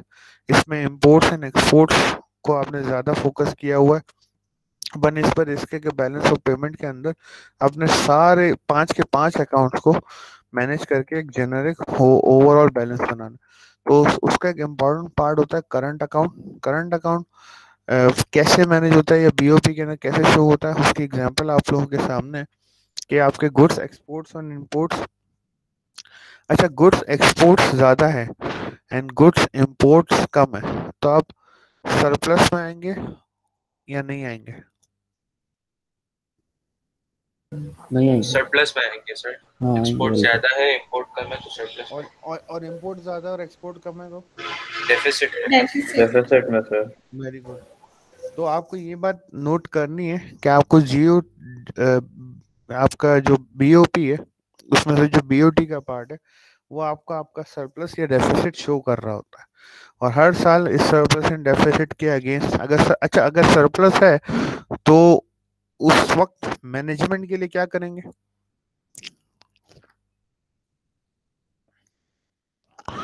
अगर आपका एक्सपोर्ट ज़्यादा है, इंपोर्ट कम है, आप सरप्लस में हो, तो उस वक्त क्या करेंगे उस पैसे का?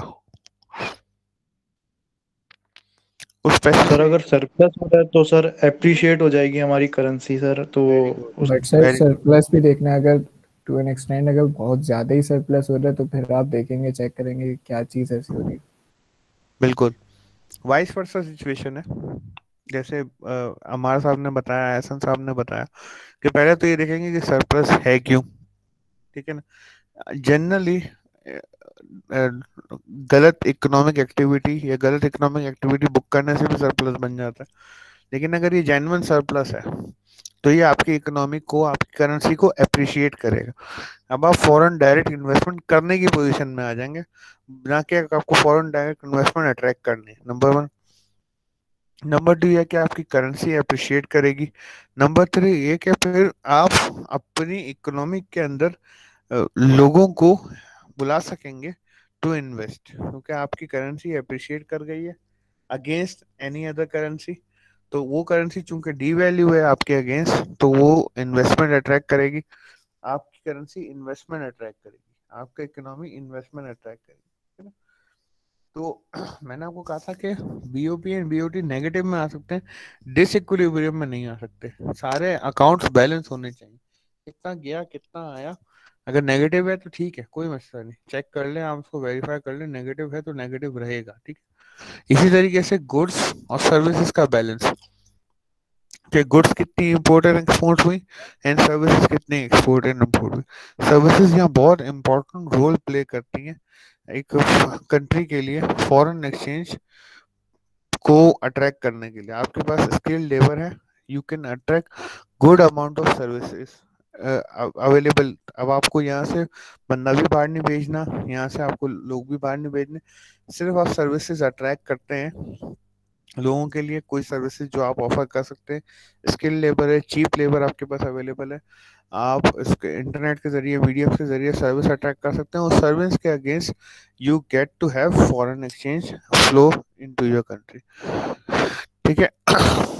अब इसके अंदर जो यूएसए की इकोनॉमी के अंदर जो हम अभी देख रहे हैं, इसका जो डेफिसिट है बीओटी का, वो कंसिडरेबल एरिया है state, public and private sector का। हम देखते हैं कि उनकी करेंसी बहुत अप्रिशिएटेड है यूएसए की, but still there BOT is in negative because generally they are not able to attract imports and exports of goods, या ये they are not able to attract production of goods at the extent कि इनका BOT positive हो जाए।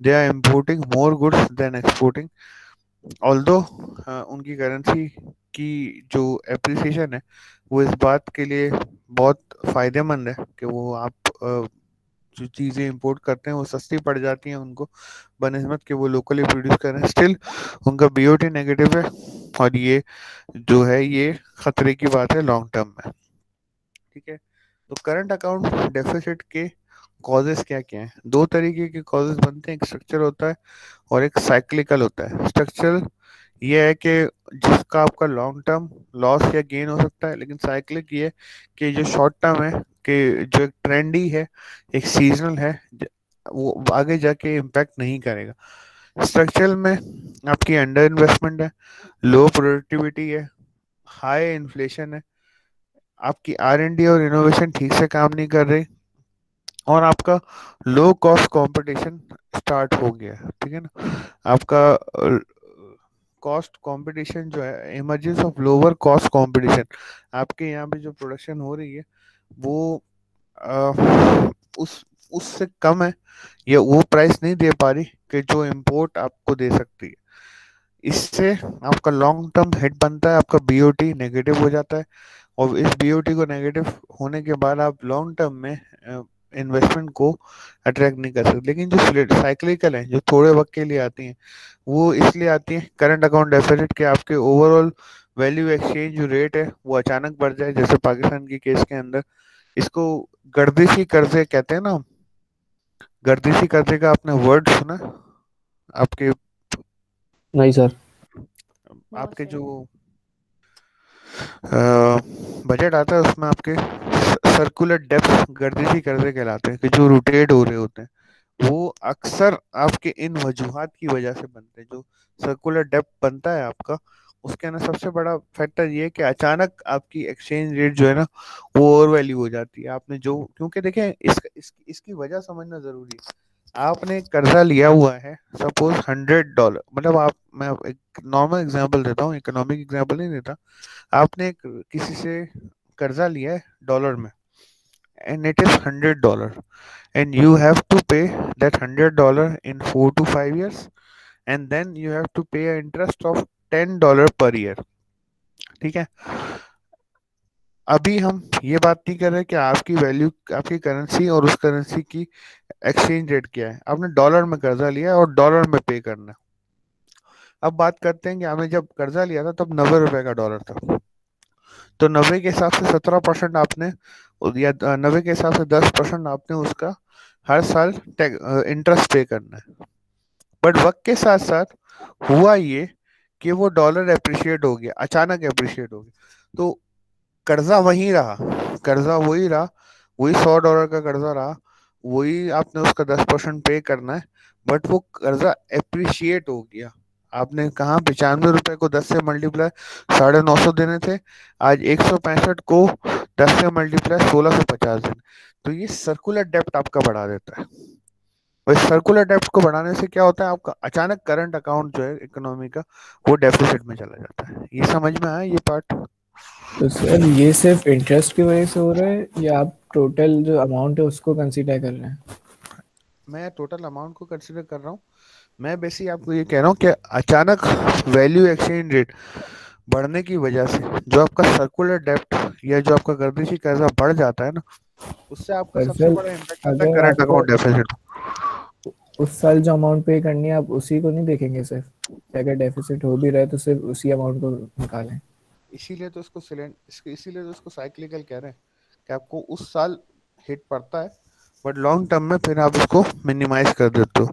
सही लेकिन होता ये है कि ये साइक्लिकल जो है ना, ये आपका सबसे बड़ा इम्पैक्ट बनता है करंट अकाउंट डेफिसिट का। ये जो आपका करंट अकाउंट अचानक डेफिसिट, मतलब साल खत्म, साल स्टार्ट हुआ, आप करंट अकाउंट पॉजिटिव थे, अचानक किसी भी वजूहत की बिना पे आपकी करेंसी अंडर वैल्यू चली गई या आपने जिस करेंसी में कर्जा लिया हुआ था वो ओवर वैल्यू हो गया, तो आपका अचानक करंट अकाउंट डेफिसिट में चला जाता है।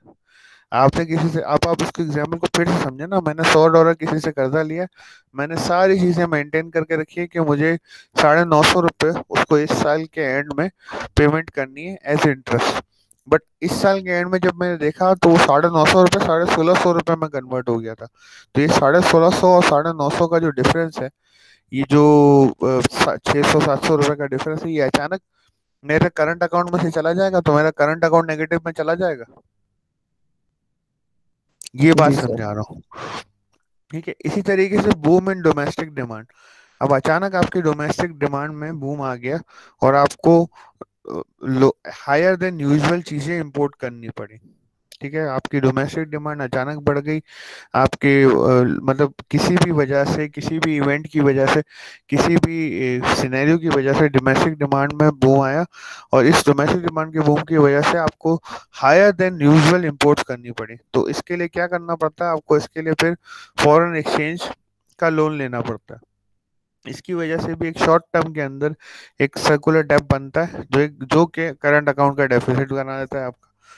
ऑल्दो लॉन्ग टर्म के अंदर ये सेटल डाउन हो जाती हैं चीजें, जब टैक्सेस आ जाते हैं, जब ये रेम्यूनेशन पे हो जाती है, या ये जब बैंक्स आपको पे कर देते हैं, तो आपका ये सिलसिला खत्म हो जाता है। फिर रिसेशन इनकी एक्सपोर्ट मार्केट, जिन एक्सपोर्ट मार्केट्स में आप डिपेंडेंट थे कि यहाँ से फॉरेन एक्सचेंज आएगी, उसमें रिसेशन आ गया और आपको वहां से ऑर्डर्स नहीं मिल रहे अल्टीमेटली, क्योंकि आपने उसके अगेंस्ट ये रॉ मटेरियल भी परचेज करके रखा हुआ है, इंडस्ट्री भी बना के रखी हुई है, लोग भी हायर करके रखे हुए हैं, आप उनको भी पैसे नहीं दे पाते, आपका रॉ मटेरियल ज़ाया हो जाता है आपकी एक्सपोर्ट मार्केट की परफॉर्मेंस में। तो मैं आपको ये कह रहा हूँ कि जब आप एमएनईज के साथ काम करें या जब आप बीओपी में काम करें, तो आपका करंट, मतलब आपकी कंट्री का, होम कंट्री का और होस्ट कंट्री दोनों पर नजर रखने।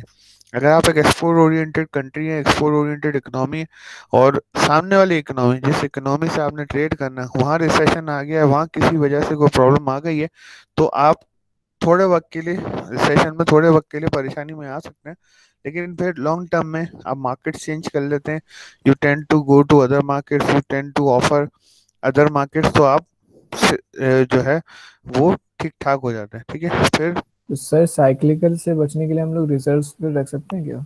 साइक्लिकल से बचने के लिए सिर्फ ज्यादातर तो कुछ नहीं कर सकते, हेजिंग करते हैं, ठीक है ना। जैसे फॉर एग्जांपल अगर आप लोगों को याद हो, अप्रैल एंड मई में जो अचानक पेट्रोलियम प्राइसेस में स्लम्प आया था, तो हुआ क्या था कि लॉन्ग टर्म आपने बॉन्ड्स कर लिए, आपने लॉन्ग टर्म्स जो है वो हेजिंग कर ली पेट्रोलियम की प्राइसेस में, आपने लॉन्ग टर्म बाइंग कर ली। कि आपने क्या कहा, आपने कहा कि भाई मैं एक कंट्री हूँ,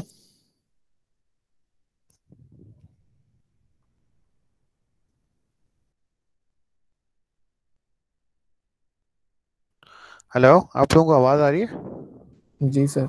यस हाँ, सर। Yes sir. जी सर। मैं कह रहा हूँ कि जैसे पेट्रोलियम की जब प्राइसेस नीचे आई थी, तो आपके पास दो तरीके थे। या तो आप यहाँ पे जो है वो पेट्रोल खरीदें, पूरा इंपोर्ट करें और अपने यहाँ पे जो है भर लें जितना भरना, या आप लॉन्ग टर्म हेजिंग करें, ताकि आप ये शॉर्ट टर्म जो साइक्लिकल आपके पास बूम्स आ रहे हैं या हेज या हाइक्स आ रही हैं, इनसे बच सके, ठीक है। फिर सबसे इम्पोर्टेंट, सबसे जो ज्यादा करंट अकाउंट को हिट करता है, वो आपका increase demand for imported technology है। अब सेल फोन्स हैं, लैपटॉप्स हैं, सॉफ्टवेयर्स हैं, जो कि आप लोकली मैन्युफैक्चर नहीं कर रहे, और आपको थोड़े वक्त के लिए या थोड़े अरसे के लिए अचानक उनको इंपोर्ट करना पड़ता है। तो अल्टीमेटली फायदा आप कहाँ ट्रांसफर कर रहे हो? पैसा लेके, पैसा देके आप उस कंट्री को या उस इकोनॉमी को सारा का सारा बेनिफिट ट्रांसफर कर रहे हो, कि जहाँ से वो टेक्नोलॉजी आप इंपोर्ट कर रहे हो।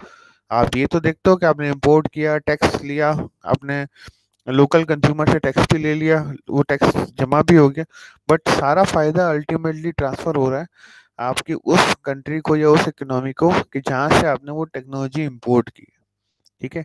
और अगर आपकी डिमांड में बूम आ जाता है या डिमांड में किसी भी वजह से हाइक आ जाती है, वो भी आपका सर्कुलर डेब्ट या गर्दिशी कर्जे को बढ़ाने में बहुत इंपॉर्टेंट पार्ट प्ले करती है, और उससे आपकी लॉन्ग टर्म में करेंसी को बहुत इम्पैक्ट आता है। फिर आता है कैपिटल अकाउंट।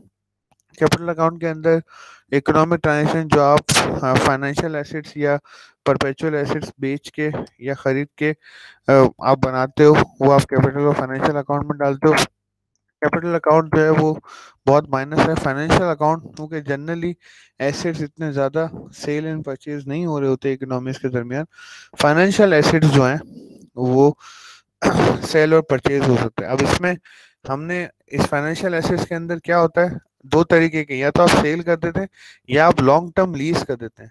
आपने शायद सुना हो कि सुकुक बॉन्ड इश्यूज होते हैं, सुकुक बॉन्ड इशू होते हैं फ्रॉम बैंक्स अगेंस्ट एसेट्स। अब आपके जैसे फॉर एग्जांपल कराची के अंदर जो आपका एयरपोर्ट है, उसके अगेंस्ट एक बहुत हैवी ड्यूटी, हैवी अमाउंट का सुकुक बॉन्ड इशू हुआ हुआ है। तो ये क्यों है कि आपने financial asset sukuk bond issue किया अगेंस्ट अ परपेचुअल एसेट, और इससे आपने क्या किया, इससे आपने इकोनॉमी में पैसा इन्फ्लस कर लिया। अब ये एक लॉन्ग टर्म बॉन्ड है, आपका एसेट था, आपने लीज कर दिया, लॉन्ग टर्म बॉन्ड है। उस मेच्योरिटी के बाद वो एसेट ट्रांसफर होता है नहीं होता, वो उस बॉन्ड के ऊपर डिपेंड करता है, उस बॉन्ड उस एसेट की वैल्यू के ऊपर डिपेंड करता है। बट होता ये है कि फिर इस टाइम के अंदर वो एसेट जो भी कमाएगा, वो पेरेंट कंट्री या होस्ट कंट्री को देगा। अब एक if in Pakistan, if we have ample amount of cash and we tend to lease any asset outside country, for example hotels हैं, resorts हैं, आपने किसी आउटसाइड कंट्री का कोई एसेट परचेज कर लिया या लॉन्ग टर्म लीज पे ले लिया, आपने एक तरफ से मनी का आउटफ्लो कर दिया, पैसा बाहर भेज दिया, और उसके अगेंस्ट आपको लॉन्ग टर्म में इन्वेस्टमेंट आती रही। और इस लॉन्ग टर्म इन्वेस्टमेंट का फायदा क्या हुआ, ये लॉन्ग टर्म फॉरेन एक्सचेंज का फायदा क्या हुआ, जो ये करंट अकाउंट डेफिसिट है ना, इसको आप कंट्रोल कर सके। क्योंकि होगा क्या कि डॉलर कंटिन्यू इनफ्लो होता रहेगा, पीकेआर एक दफा आउटफ्लो हो गया, पर ये डॉलर जो कंटिन्यू इनफ्लो होता हो रहेगा ना, ये आपके इन सारे मसलों को, जिसमें ओवर वैल्यूड एक्सचेंज है, डोमेस्टिक डिमांड है, इन सब चीज़ों को कंट्रोल में रखेगा, क्योंकि आपके पास डॉलर होगा इन सब को टाइमली कंट्रोल करने के लिए। तो फाइनेंशियल अकाउंट के तीन कंपोनेंट्स हैं। इसको हम अगर और डिटेल में देखें तो फाइनेंशियल अकाउंट या कैपिटल अकाउंट के ना ये सारे हेड्स होते हैं। ये हम अभी थोड़ी देर में डिस्कस करेंगे, पहले यहाँ डिस्कस कर लेते हैं। इसमें सबसे पहले है डायरेक्ट इन्वेस्टमेंट। अच्छा, एफडीआई फॉरेन डायरेक्ट इन्वेस्टमेंट और एफपीआई या या अदर इन्वेस्टमेंट जो भी है जिसमें एफआईआई है, फॉरेन इन्वेस्टमेंट इंस्टीट्यूशन है या लोन्स हैं, इसके अंदर फर्क क्या है, बेसिक डिफरेंस पहले समझ लेते हैं। देखो, डायरेक्ट इन्वेस्टमेंट में और पोर्टफोलियो इन्वेस्टमेंट में होल्डिंग पावर का फर्क है। सबसे बड़ा और सबसे मेजर जो फर्क है ना वो ये है कि जो डायरेक्ट इन्वेस्टमेंट होती है उसमें होल्डिंग पावर बहुत होती है। आप you can be in the board of directors, you can control, you have expressive degree of control over asset. लेकिन पोर्टफोलियो इन्वेस्टमेंट में आपके पास कंट्रोल नहीं होता, आप बस अपने उस बेनिफिट से या उस गेन से खेल रहे होते हो जो आपको उस इन्वेस्टमेंट से मिल रहा होता है, but you don't have the control over asset. ठीक है, फॉर एग्जाम्पल आपने किसी कंपनी के शेयर्स खरीदे, तो शेयर्स खरीदने में दो तरीके हैं, या तो आप उस कंपनी के मेजर शेयर होल्डिंग खरीद लें 51%, या आप थोड़े से शेयर खरीदें। जी ब्रदर, आज ब्रेक नहीं दे पाऊंगा, आज हम क्लास स्ट्रेट कंटिन्यू करेंगे ताकि हम उसको रैप अप कर सकें। आपको एक क्वेश्चन है आप लोगों का किसी का भी? Yes sir. बताइए Naina. Sir it's regarding assignment. Sir आपने बोला टर्न इट इन सबमिशन है, बट मैंने एलएमएस खोल के देखा तो वहाँ पे टर्न इट इन सबमिशन नहीं आ रही है। अच्छा, मैंने अभी थोड़ी देर पहले भी ये कहा है कि मैं इसको एडिट क्लास के फौरन बात कर लेता हूँ। इसको और अभी वो हम तो दूसरी हमारे क्लास सर में, तीन सबमिशन की बात हुई थी ना। नहीं नहीं, मैं ये कह रहा हूँ कि मैं क्लास के बाद, जो क्लास कंप्लीट होती है ना, इसके बाद उस असाइनमेंट को जाके चेक कर लेता हूँ। 3 सबमिशन करनी है, टर्न इट इन ऑन करना है, जो जो चीज़ें इसमें नहीं है ना इस वक्त, वो मैं सारी चीज़ें कर देता हूँ। Okay sir, thank you. ठीक है, अभी अगर हम लेक्चर पे फोकस कर लें तो बेहतर नहीं होगा? असाइनमेंट तो सर ये अपने लेक्चर के बाद हमारा कर हॉट लेना। मनी इनफ्लो जो है वो कौन से अकाउंट में आता है? हॉट मनी इनफ्लो अकाउंट किसी अकाउंटिंग में नहीं आता, यही तो प्रॉब्लम है। अच्छा, नहीं आता। इस पीओपी की अकाउंटिंग में नहीं आ पाता, अगर वो आ जाता तो उसको करंट अकाउंट के अंदर हम एक्सप्लेन कर सकते हैं ना।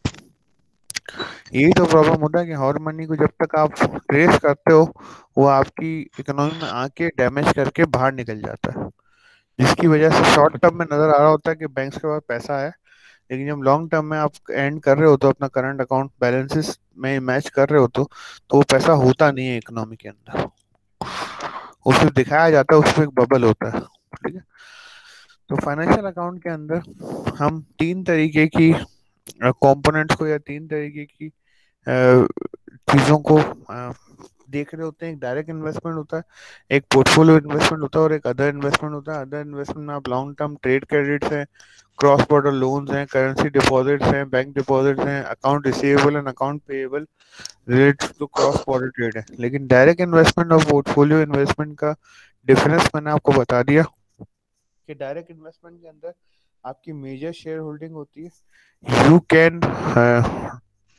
dictate, you can direct and you can also challenge the decisions, but portfolio investment के अंदर आपके इन्वेस्टमेंट का पावर उतना नहीं होता कि you have control over assets, आप सिर्फ उस रिटर्न से डायरेक्टली एप्लीकेबल होते हो कि जो रिटर्न आपको शॉर्ट टर्म या लॉन्ग टर्म में मिल रहा होता है। ठीक है, फॉरेन डायरेक्ट इन्वेस्टमेंट इसमें यूएसए की डिफरेंट एग्जांपल दी गई हैं, लेकिन आप जनरली अगर आप फॉरेन डायरेक्ट इन्वेस्टमेंट्स को देखो तो ये वो फाइनेंशियल इंस्टीट्यूशन या वो एक इकोनॉमिक ट्रांजेक्शन है कि जिसके अंदर 100% एसेट जो है वो ओन होता है उस कंट्री का जिसने यहाँ इन्वेस्टमेंट किया है, और उसका से होता है इन डिफरेंट बोर्ड मीटिंग्स, से होता है इन डिफरेंट डिसीजन मेकिंग और जो मीटिंग्स होती है, और they can control their flow of money, they can control the economy. ठीक है, लेकिन पोर्टफोलियो इन्वेस्टमेंट क्योंकि आप सिक्योरिटीज के जरिए क्रॉस बॉर्डर ट्रांजेक्शन के जरिए करते हो, इसके अंदर आपका होल्ड इतना नहीं होता। ठीक है, तो बैलेंस ऑफ पेमेंट हमने अब तक जो देखा उसमें 2 तरीके के मेजर अकाउंट देखे, करंट अकाउंट देखा है, कैपिटल अकाउंट देखा। करंट अकाउंट के अंदर विजिबल ट्रांजेक्शंस है, विजिबल ट्रांजेक्शन हमने क्या देखी, बैलेंस ऑफ ट्रेड के अंदर जो ट्रांजेक्शंस आती थी वो सारी हमने देखी। बैलेंस ऑफ ट्रेड के अंदर इंपोर्ट्स आ रहा है, एक्सपोर्ट्स आ रहा है, और एक्सचेंज और एनी अदर गुड्स और सर्विस जो ट्रेड के अलावा भी आप मंगवा रहे हैं। फिर आती है इनविजिबल या इनटेंजिबल, उसमें सर्विसेज आ गई, और फिर यूनिलेटरल जो रेम्युनेशंस हैं, जो आपके इन्वेस्टमेंट्स या जो पैसा आपका एक कंट्री से दूसरी कंट्री वन साइडेड आ रहा है, यूनिलेटरल इज वन साइडेड। ठीक है, किसका माइक खुला हुआ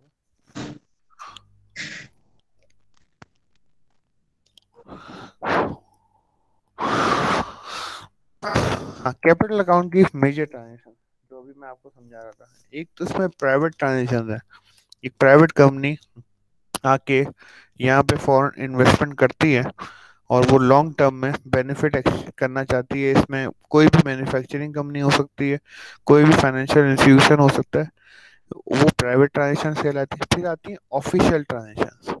ये official transaction between government to government होती हैं, बिटवीन एमएनईज एंड एमएनईज होती हैं, एमएनईज उनकी सब्सिडीज के दरमियान होती हैं। ठीक है, जो कि चैनल के थ्रू जो कि गवर्नमेंट ऑफर करती हैं, अट्रैक्ट करते हैं, जिसके लिए आप एक्सपोज लगाते हैं डिफरेंट, जिसके लिए आप डिफरेंट उनको ऑप्शंस देते हैं। ठीक है, फिर आपके आते हैं banking capital. Non resident Pakistani जो एनआरपी जो होते हैं, वो अपना पैसा आके यहाँ पे इन्वेस्ट करते हैं और उसका गेन या उसका रिटर्न अपनी कंट्री लेके जाते हैं, इसी कंट्री में इन्फ्लो करते हैं। फिर आती है फॉरेन डायरेक्ट इन्वेस्टमेंट, फिर आती है फॉरेन पोर्टफोलियो इन्वेस्टमेंट, और फिर आती है foreign institutional investment. Foreign portfolio and foreign institutional investment में फर्क है। Portfolio investment generally different portfolios को मिला के बनाई जाती है, बट इंस्टीट्यूशनल इन्वेस्टमेंट किसी एक सेक्टर को, किसी एक एरिया को बूम करने के लिए, किसी एक सेक्टर को, किसी एक एरिया को प्रमोट करने के लिए जो इन्वेस्टमेंट्स की जाती हैं उनको इंस्टीट्यूशनल इन्वेस्टमेंट्स कहते हैं। कॉटन है, गोल्ड है, पेट्रोलियम है, any institution investment that is directly related for the growth of that particular segment, उसको इंस्टीट्यूशन इन्वेस्टमेंट कहते हैं। इसमें आपकी लर्निंग्स भी आ जाती हैं, इसमें आपकी स्किल डेवलपमेंट भी आ जाती है, इसमें आपकी ट्रेनिंग्स एंड डेवलपमेंट भी आ जाती हैं। ये फिर आती है लोन्स। ये आपकी जो कमर्शियल बोरोइंग है, आपके लॉन्ग टर्म लोन्स हैं, शॉर्ट टर्म लोन्स हैं, या आपके ऐसे इन्वेस्टमेंट्स हैं, ऐसे लोन्स हैं जो अगेंस्ट किसी प्रोजेक्ट्स है। सही है, फॉर एग्जांपल सीपैक है।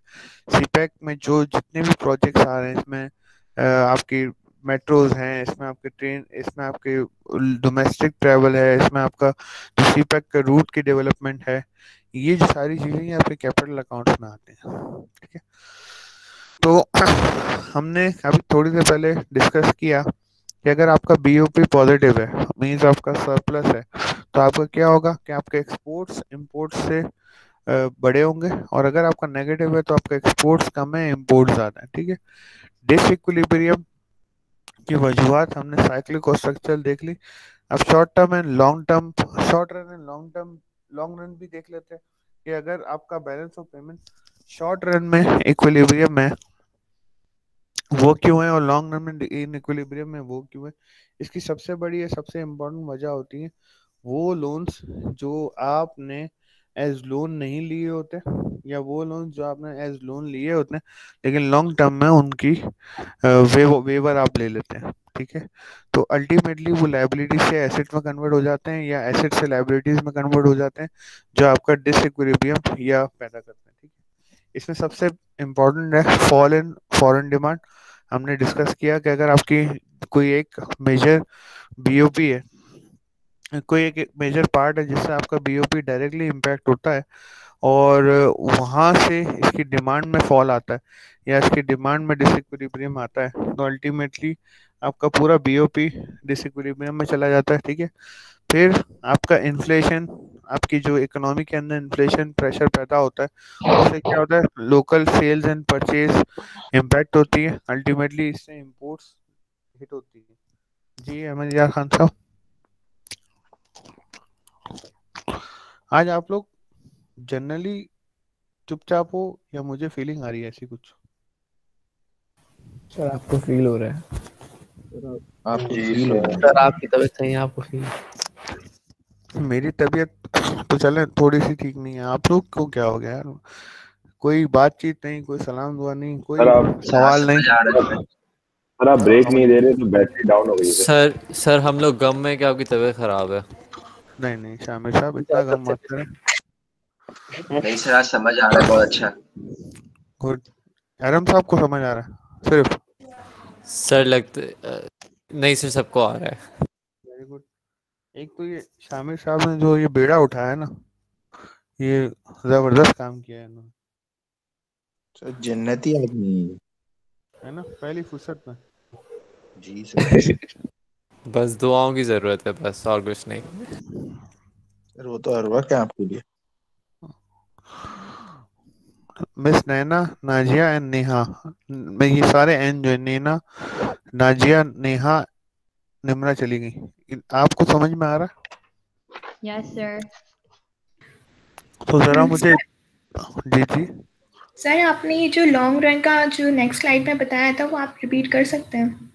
लॉन्ग रन में होता ये है कि कुछ लोन्स या कुछ ऐसे आप क्रेडिटर्स लेते हैं कि जिनको आप as long term asset convert करते हैं, कंसिडर करते हैं कि यार ये जो लोन आया ये मेरा एसेट है, ठीक है ना, इसको मुझे कभी वापस नहीं देना। लेकिन किसी भी वजूहत की बिना पे वो कंट्री या वो जो आपका इकोनॉमिक इंस्टीट्यूशन है वो अपना पैसा लेके बाहर चला जाता है। फॉर एग्जाम्पल के इलेक्ट्रिक जब कैपिटलाइज हुआ था तो जो चाइनीज कंपनी आई थी उसने कुछ अरसे के लिए अपनी इंफ्रास्ट्रक्चर पे सब पे पैसा लगाया, लेकिन वक्त के बाद जब उसको नजर आया कि यार I can not sustain in this environment, वो अपना पूरा पैसा लेके बाहर चला गया। ठीक है, तो हुआ क्या कि शॉर्ट रन में तो आपको बहुत बड़ा लॉस, मतलब आपको लॉन्ग रन में तो बहुत बड़ा लॉस हुआ, लेकिन शॉर्ट रन में आपने उसको कंसिडर किया और वक्त के साथ साथ उसको एडजस्ट कर लिया। ठीक है, लेकिन ये जो डैमेजेस होती है ना, अब जैसे बार्कले बैंक था, पाकिस्तान में अच्छा खासा ऑपरेट कर रहा था, सब कुछ ठीक ठाक था, अचानक उसने अपना इंफ्रास्ट्रक्चर रैप आउट किया, पाकिस्तान में एक बैंक को सेल किया और अपना सारा पैसा लेके वापस चला गया। ये आपके जो बीओपी का इक्विलिब्रियम है इसको लॉन्ग टर्म में हिट करता है। शॉर्ट टर्म में तो क्या हुआ, किसी कंट्री ने, किसी कंपनी ने इसको कंट्रोल कर लिया, किसी कंपनी ने उसको हायर कर लिया, बट हुआ क्या कि इस ट्रांजिशन की वजह से आपकी एक बहुत बड़ी इकोनॉमिक इनफ्लो कि जो फॉरेन इन्वेस्टमेंट या फॉरेन एक्सचेंज की के तरीके से आपको मिलती रहे हो, मतलब आपको वक्त के साथ साथ मिल रही थी, आपको हर साल मिल रही थी, वो नहीं मिल रही। बात समझ में आई? Yes sir, thank you.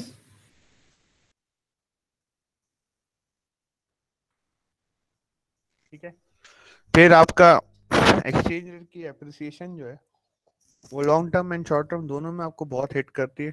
जैसे मैं आपको बताया कि आपके सर्कुलर डेप्थ को बढ़ा देती है, आपके जो कर्जे आपने लिए होते हैं उसके इंटरेस्ट रेट मल्टीप्लाई हो जाते हैं, जो आपने इंटरेस्ट पे करना है वो रातों रात बढ़ जाता है। ठीक है, इस तरीके से फिर आपके पॉलिटिकल फैक्टर्स हैं, पॉपुलेशन प्रेशर है, आपके पॉपुलेशन जो बढ़ती रहती है उसको आपने मतलब जब वो जो इकोनॉमी का सबसे बड़ा साइकिल है जो आप और हम है, अगर वो बड़े होके अपनी इकोनॉमी में सपोर्ट नहीं कर पाते तो अल्टीमेटली आपको उनको सपोर्ट करना पड़ता है। ठीक है, ये भी, और आपके जो पेंशन्स हैं, बेसिकली पेंशन्स हैं, रिटायरमेंट प्लान्स हैं, ये भी बहुत बड़ा इम्पैक्ट प्ले करते हैं, क्योंकि जैसे जैसे इकोनॉमीज डेवलप होती जाती है, अभी ये चाइना को बहुत बड़ा फैक्टर है, यहाँ पे या तो बच्चे हैं या बुजुर्ग हैं, तो उनकी पेंशन जो उनकी हैं वो एक बर्डन रहता है और वो लॉन्ग टर्म बर्डन बढ़ता जाता है। फॉर एग्जांपल आपकी पेंशन पॉलिसी है 60 इयर्स की, या रिटायरमेंट पॉलिसी 60 इयर्स की एंड पेंशन टिल लाइफ है, तो अब क्या होता है कि 60 इयर्स में रिटायरमेंट हो रहे हैं और 85 इयर्स तक अगर उनकी लाइफ चलती है तो हर आदमी को 25 ईयर अपने पेंशन देनी है, उससे कोई इकोनॉमिक बेनिफिट जनरेट नहीं कर रहा है, अल्टीमेटली आप उसको अपनी इकोनॉमी में से निकाल के पेंशन दे रहे हैं। तो ये भी जो आपकी पेंशन पॉलिसी है, सोच रहे हैं पाकिस्तान में तभी अब सोचा जा रहा है कि 65 इयर्स कर दें। वो इसीलिए ना रिटायरमेंट एज बढ़ाने से क्या होगा कि आप जैसे जो कंपनीज पेंशन देती हैं, जो गवर्नमेंट ऑर्गेनाइजेशन पेंशन देती है, वो 60 साल में या अर्ली रिटायरमेंट प्लान दे देती है और लोग अर्ली रिटायरमेंट लेके पेंशन पूरी हो जाता है सिर्फ। हाँ, वो आपका डेप्ट बन जाते हैं, वो लॉन्ग टर्म एसेट नहीं है, वो लॉन्ग टर्म डेप्ट है, वो 20 25 30 साल आपने उनको अपनी इकोनॉमी में से पैसा निकाल के देना है। बेनजीर इनकम सपोर्ट है या जितने भी सपोर्ट प्रोग्राम्स हैं, ये होते क्या हैं, ये आपकी शॉर्ट टर्म में तो बेनिफिट देते हैं, शॉर्ट टर्म में क्या है, पाकिस्तान इकोनॉमी खुश हो जाती है, लोग खुश हो जाते हैं, वोट दे देते हैं, एक आपकी गवर्नमेंट्स बना देते हैं, बट लॉन्ग टर्म में एक बैड डैमेज करते हैं, एक इतना खतरनाक डैमेज करते हैं कि जो आप फील नहीं, अब अच्छा फील नहीं होता क्योंकि नजर नहीं आ रहा होता, क्योंकि हर साल ऐसा तो नहीं है ना कि हर साल 1 लाख बंदा या 10 लाख बंदा या 50 लाख बंदा बुढ़ा हो रहा है, लेकिन ये जो लॉन्ग टर्म हिट है ये आपके बीओबी में डिस इक्विलिब्रियम पैदा करता है। ठीक है, मैंने आपको थोड़ा सा इसका आइडिया दे दिया था कि बैलेंस ऑफ पेमेंट और बैलेंस ऑफ ट्रेड में क्या फर्क है। तो बैलेंस ऑफ पेमेंट सारी ट्रांजेक्शन को, चाहे वो विजिबल हो चाहे वो इनविजिबल हो, और कैपिटल ट्रांसफर हो, उसको नॉमिनेट करता है, अपने आप को बैलेंस रखता है। Current account plus capital account plus या माइनस एरर्स, ये आपका बीओपी का फॉर्मूला है। बट बीओटी क्या है? बीओटी सिर्फ विजिबल या टेंजिबल आइटम्स की बात करता है, एक्सपोर्ट्स एंड इंपोर्ट्स की बात करता है। ठीक है, और बीओपी को जो इम्पैक्ट करते हैं वो आपकी इकोनॉमिक पॉलिसीज हैं, फॉरेन लेंडर्स की कंडीशंस हैं, और सारे फैक्टर्स हैं कि जो बीओटी के अंदर भी आते हैं। लेकिन बीओटी के जो मेजर फैक्टर हैं वो क्या है कि आपका कॉस्ट ऑफ प्रोडक्शन क्या, और आपका कॉस्ट ऑफ प्रोडक्शन बढ़ता जाएगा तो आप होगा क्या कि आपके एक्सपोर्ट्स डाउन होते जाएंगे, इंपोर्ट्स बढ़ते जाएंगे, आपका बीओटी डिसइक्विलिब्रियम में चला जाएगा। सबसे इम्पोर्टेंट फैक्टर है अवेलेबिलिटी ऑफ रॉ मटेरियल। जो रॉ मटेरियल आपकी प्रोडक्शन के लिए ज़रूरी है वो अवेलेबल है या नहीं है, और अगर अवेलेबल है तो किस रेट पे, किस प्राइस पे अवेलेबल है। ऐसा तो नहीं है कि आपको प्रोडक्शन करने के लिए जो रॉ मटेरियल चाहिए वो आप फिनिश प्रोडक्ट से ज़्यादा महंगा उठा रहे हो। चीनी के केस में जो हमारे साथ हुआ कि हमने फिनिश प्रोडक्ट पहले एक्सपोर्ट कर दी, अब आप जो रॉ मटेरियल इंपोर्ट कर रहे हो वो जो एक्स वर्क आपने जो फिनिश प्रोडक्ट एक्सपोर्ट की है उससे भी ज़्यादा महंगा उठा रहे हो। तो अल्टीमेटली क्या हो रहा है, आपकी कॉस्ट ऑफ प्रोडक्शन बढ़ रही है, कॉस्ट ऑफ प्रोडक्शन का इम्पैक्ट हो रहा है इकोनॉमी पे, और इस इकोनॉमी पे इम्पैक्ट क्या आ रहा है, इन्फ्लेशन। ठीक है, और फिर the prices of goods that are manufactured at home, at resident, at your economy, जो प्राइसेस आपकी मैन्युफैक्चरिंग की है वो प्राइसेस आपकी इंपोर्ट की तो नहीं है, और अगर आपकी इंपोर्ट की प्राइसेस मैन्युफैक्चरिंग की प्राइसेस के बराबर है या कम है तो अल्टीमेटली आपका बीओटी नेगेटिव हो जाता है। ठीक है, तो इन सब को ये आपका पूरा स्ट्रक्चर है कि टोटल रिसिप्ट, टोटल, इन सब को मद्देनजर रखते हुए हम ये कह सकते हैं कि जो बैलेंस ऑफ पेमेंट का हमने जो टोटल एनालिसिस किया वो है कि whether it paying for goods in import through exporting good, drawn down it's foreign assets और रिसीविंग डोनेशन। आप अपनी इंपोर्ट को एक्सपोर्ट से पे कर रहे हैं या नहीं कर रहे, या आप अपने फॉरेन एसेट्स को बढ़ा रहे हैं या डोनेशन रिसीव कर रहे हैं, ये आपका टोटल बीओपी का इम्पैक्ट बता रहा होता है। क्या आप अपने एक्सपोर्ट से इंपोर्ट को पे कर रहे हैं या नहीं कर रहे। अगर नहीं कर रहे तो आपका बीओटी नेगेटिव आ जाएगा। ठीक है, फिर आप फॉरेन एसेट्स को बढ़ा रहे हैं या फॉरेन एक्सचेंजेस को अपने पास रिकवर करवा रहे हैं या आप डोनेशन रिसीव कर रहे हैं, ये सब का कंक्लूजन आपका बीओपी का सम एनालिसिस बनता है।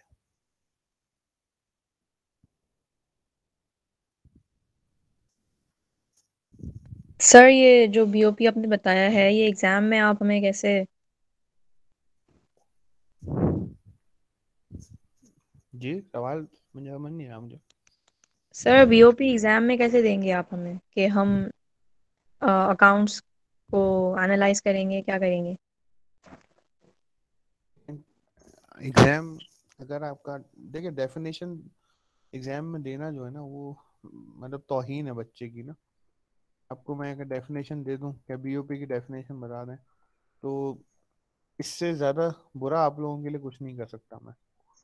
हाँ, ये हो सकता है कि मैं आपको बीओपी दिखा दूं और उस बीओपी में से कुछ सवाल करूं कि अगर इसको बैलेंस करना है तो क्या करना है, ये कैसे इम्पैक्ट कर रहा है, लॉन्ग टर्म में कैसे इम्पैक्ट कर रहा है, शॉर्ट टर्म में कैसे इम्पैक्ट कर रहा है, जो कि बड़ी डिटेल में मैंने अभी डिस्कस किया। ये बेहतर रहेगा। Yes sir.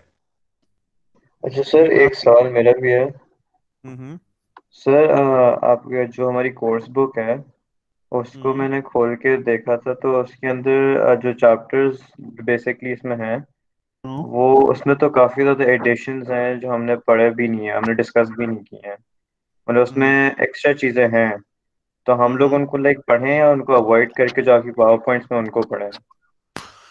देखिए होता ये है कि जब एक टीचर आपको पढ़ा रहा होता है ना, जैसे मैं आपको अभी जो भी चीजें बता रहा हूँ, इसमें बहुत सारी ऐसी चीजें हैं कि जो मेरे अपने एक्सपीरियंस पे बेस करते हैं, ठीक है ना। जो मैंने अपने इतना टाइम जो गुजारा है इंडस्ट्री के अंदर, जो एक्सपीरियंसेस मेरे हैं, उन एक्सपीरियंसेस की बेस पे मैं आपको बहुत सारी बातें बता रहा होता हूँ, but ultimately they must reflect the book, number one. Number two ये कि जो चीज़ एक्स्ट्रा है ना, उसको अगर आप पढ़ोगे तो आपका अल्टीमेटली फायदा ही होना है। लेकिन मुझे इस बात से कोई इख्तिलाफ नहीं है कि आप बुक पढ़ें, मेरी प्रेजेंटेशन पढ़ें। बुक रेफरेंस गाइड होता है। जो चीज़ मेरी प्रेजेंटेशन में आपको समझ में नहीं आ रही, मेरे लेक्चर में आपको समझ में नहीं आ रही, उसका आप रेफरेंस बुक से ले सकते हैं। या आप जब मेरी प्रेजेंटेशन गो थ्रू कर चुके या क्लास हो चुकी है, फिर आप बुक से पढ़ेंगे तो आपको बहुत फायदा होगा। अच्छा, बुक में एडवांस लेवल से शुरू हुआ है, मैं आपको बड़े बेसिक लेवल से शुरू करके गया हूँ, ये भी डिफरेंस है। वक्त के साथ साथ आने वाली क्लासों में जब थोड़ा एडवांस लेवल पे चले जाएंगे, आपको वो चीजें भी समझ में आना शुरू हो जाएंगी। सर ठीक है सर। सॉरी आपको डिस्टर्ब कर रहा हूँ, एक एक छोटी सी बात थी सर। वो ये कि असाइनमेंट का जो टाइम है वो आपने 2 दिन रह गए हैं। थर्सडे का रखा है कि थर्सडे, हाँ थर्सडे का रखा हुआ है आपने, फ्राइडे की रात तक एक्सटेंड किया। फ्राइडे की रात का। सर इसको आप बढ़ा सकते हैं प्लीज़? कितना बढ़ाना है शामिल? सर इसको अगर आप नेक्स्ट ट्यूसडे या नेक्स्ट वेडनेसडे तक का टाइम देते हैं। और नहीं, सेमेस्टर के एंड तक का ना दूँ? सर वो बहुत ज़्यादा हो जाएगा। संडे की रात तक का मैं कर दूंगा। सर क्योंकि हमारी सैटरडे को भी नहीं, थर्सडे तक क्लास होती है, फिर हमें जो है वो वीकेंड मिलता है सारे असाइनमेंट्स करने के लिए। तो सर अगर आप मंडे तक भी अगर दे देते तो अच्छा हो जाएगा। मंडे तक, नेक्स्ट क्लास से पहले तक का, मंडे की रात तक का आपको मैं टाइम दे दूंगा। ठीक है sir, thank you so much, बहुत बहुत शुक्रिया। अच्छा, अब आप लोगों को मेरी स्क्रीन नजर आ रही होगी। ये पाकिस्तान का बैलेंस ऑफ पेमेंट का की समरी है दिसंबर 2020 की, ठीक है। अब इसमें हम देखें तो जुलाई टू जून 19 में हमारा करंट अकाउंट बैलेंस था -113,434। This is million in US dollars, ठीक है। बट 2021 का अभी तक जो है जुलाई से दिसंबर, वो एक्सपेक्टेड है इतना 1131, और 2020 का जुलाई टू दिसंबर आया -203। अब सिर्फ इस लाइन को अगर हम देखें तो व्हाट हैज हैपेंड, क्या हुआ है हमारे करंट अकाउंट के बैलेंस के साथ? सर पॉजिटिव हो रहा है और नेगेटिव कम हो रहा है, बेहतरी आ रही है। वेरी गुड, ठीक है। तो करंट अकाउंट डेफिसिट में नहीं आ रहा अभी, करंट अकाउंट का डेफिसिट कम हो रहा है, सरप्लस की तरफ जा रहा है, ये कह सकते हैं। जी सर। इसकी बहुत सारी वजूहत हैं, ठीक है ना। इसमें आपके टैक्सेशन के मामला भी हैं, इसमें फॉरेन इन्वेस्टमेंट्स भी हैं, इसमें बहुत सारे मामला हैं। तो अगर आप इसको पूरे को एनालाइज करेंगे ना, ये शुरू में सर शुरू में जो है ये नवंबर में 513 है, वेरेस दिसंबर में -662 है। ये चेंज क्या है, ये एक्सप्लेन कर सकते हैं? इसमें दो तरीके के बैलेंसेस नजर आ रहे होते हैं। एक आपका प्रपोज होता है और एक आपका रियल होता है, ठीक है ना। प्रपोज वो बैलेंस है कि जो आपने प्रपोज किया था ये होगा, ठीक है ना। या आप जो है इसको रखते हो कि ये इतना होगा, बट ओरिजिनल आपका जो है ना, वो आर, जिसमें आर मार्क्ड होता है ना, वो आपका ओरिजिनल होता है। ओके ये आपने प्रपोज किया होता है, आपने प्रोविजन रखा होता है कि इतना होना चाहिए, बट रियल टाइम में इतना होता है, ठीक है ना। इसके अंदर आपकी short term, long term, bonds, investment, ठीक है, ट्रांसफर। लेकिन अब एक बहुत बड़ा इम्पैक्ट कोविड की वजह से आपके बीओपी में आएगा, 2021 में रिफ्लेक्ट होगा। कोई मुझे थोड़ा सा आइडिया दे सकता है कि वो क्या है? अगर आप अपने इर्द गिर्द इकोनॉमिक कंडीशंस को देखो, बड़ा सिंपल सा सवाल है, अपने इर्द गिर्द इकोनॉमिक कंडीशंस को देखो और उन इकोनॉमिक कंडीशंस को देखते हुए आप बताओ कि क्या हो सकता है ये। सर स्पेंडिंग कम होगी जिससे इन्वेस्टमेंट कम होगी। सेविंग्स उनके Very लोगों की good. बढ़ गई अनप्रेडिक्टेड फ्यूचर की वजह से। सेकंड ये Very सर good. आपकी मटेरियल प्राइसेस जो आप इंपोर्ट कर रहे थे वो महंगी हो गई और उसमें डिले भी हो गया, तो आपकी प्रोडक्शन भी स्लो हो गई। फिर सर आप जो एक्सपोर्ट कर रहे थे आपकी एक्सपोर्ट भी कम हो गई, क्योंकि इंटरनेशनल मार्केट पे भी लोगों का भी यही पर्सपेक्टिव है, सेविंग्स करनी है, तो आपको एक्सपोर्ट से भी डैमेज पड़ा है। सर जो गवर्नमेंट ने हेल्प करने की कोशिश की थी बेरोजगार लोगों को, इसके दौरान उसका भी इफेक्ट नजर आएगा हमें। Very good. और एक और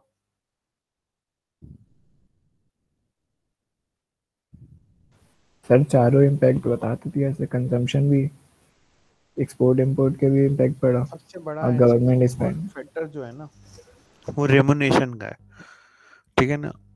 पाकिस्तान के अंदर हमारे पास तकरीबन 30% of our skill labour is working outside Pakistan, ठीक है ना।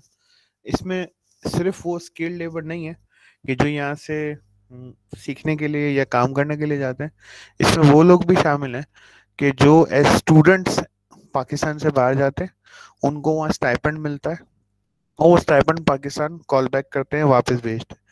अब चूंकि कोविड हुआ, कोविड की वजह से बहुत सारे स्टूडेंट्स कॉल बैक हुए, वापस आए, बहुत सारे आपके लोकल वर्कर्स वापस आए, ठीक है ना। तो आपका रेम्यूनरेशन का बहुत बड़ा इम्पैक्ट था जो आपके करंट अकाउंट को सपोर्ट करता था। ये रेम्यूनरेशन आना बंद हो गई। इस रेम्यूनरेशन के ना आने की वजह से आप बहुत बुरी तरीके से इम्पैक्ट हो रहे हैं और लॉन्ग टर्म में होंगे। आपका फॉरेन एक्सचेंज रिजर्व धीरे धीरे नीचे आ रहा है क्योंकि रेम्यूनरेशन नहीं आ रही। अब वो लोग भी या तो पाकिस्तान आ गए, या अगर पाकिस्तान नहीं भी आए ना, किसी भी तरीके से सरवाइव कर रहे हैं उसी मुल्क के अंदर, तो वो रेम्यूनरेशन पाकिस्तान भेज नहीं पा रहे। अब आपके मुझे नहीं, मतलब मैं उसको किसी को डायरेक्टली नहीं कह सकता, बट जैसे बहुत सारे लोग हैं, उनके भाई, उनके पेरेंट्स, उनके दोस्त, उनके बाप बाहर होते हैं, जो कि हर महीने एक fix amount of remuneration Pakistan भेज रहे थे। इस रेम्यूनरेशन को भेजने से हो ये रहा था कि पाकिस्तान को फॉरेन एक्सचेंज खरीदने की जरूरत नहीं पड़ती थी, वो foreign exchange in term of remuneration Pakistan पहुंच रहा था। बट वक्त के साथ ये हुआ कि जब कोविड आया, कोविड के बाद या तो जॉब्स चली गई, वो लोग पाकिस्तान वापस आ गए, वो स्टूडेंट्स पाकिस्तान वापस आ गए, या वो लोग रेम्यूनरेशन भेजने की पोजीशन में नहीं है। होगा क्या, लॉन्ग टर्म में पाकिस्तान को वो फॉरेन एक्सचेंज खरीदना पड़ेगा, वो पैसा खरीदना पड़ेगा, क्योंकि अल्टीमेटली लोन आपने डॉलर में देना है, आपने अपने इंटरेस्ट डॉलर में देना है इसकी, और आपने एक्सपोर्ट्स डॉलर में करनी है, इंपोर्ट्स में डॉलर पे करना है, तो आपको वो रेम्यूनरेशन खरीदना पड़ेगा। ये बहुत बड़ा इम्पैक्ट है, ये लॉन्ग टर्म में आपको नजर आएगा। 2021 का इंशाल्लाह जब आप बीओबी पढ़ रहे होंगे आपको ये नजर आएगा। तो ये एक बहुत बड़ा इम्पैक्ट है जो कि लॉन्ग टर्म भी है, नॉन टेंजिबल भी है, विजिबल भी नहीं है। ये बात आपको कुछ समझ में आई? जी सर। सर जी पूछिए। सर इंपोर्ट्स भी तो हमारी बढ़ ही रही हैं एक तरह से सर, जैसे हम लोग वैक्सीन वगैरह मंगवा रहे हैं, वो सब भी तो काउंट इन होता है ना सर। वो नुकसान ही हो रहा है ना, फायदा थोड़ी। ये जो वैक्सीन मंगवा रहे हैं, ये जो डॉक्टर्स मंगवा रहे हैं, ये जो पैरामेडिकल स्टाफ मंगवा रहे हो, आपको ये फायदा थोड़ी दे रहा है, ये आपको नुकसान ही दे रहा है, क्योंकि आपने तो फॉरेन करेंसी पे करनी, आपकी लोकल इकोनॉमी को क्या फायदा हुआ इससे? हाँ, ग्रांट्स है, एड्स हैं, या ऐसा पैसा है कि जिसको वापस नहीं भेजना, वो फायदा है आपका। उसकी भी सर अपॉर्चुनिटी कॉस्ट तो है। क्या? जो मतलब पैसा सर जो गवर्नमेंट का स्पेंड होना था आपका इंफ्रास्ट्रक्चर में, वो अब एड्स वगैरह में जा रहा है, तो इससे फायदा क्या हो रहा है? नुकसान हुआ ना सर।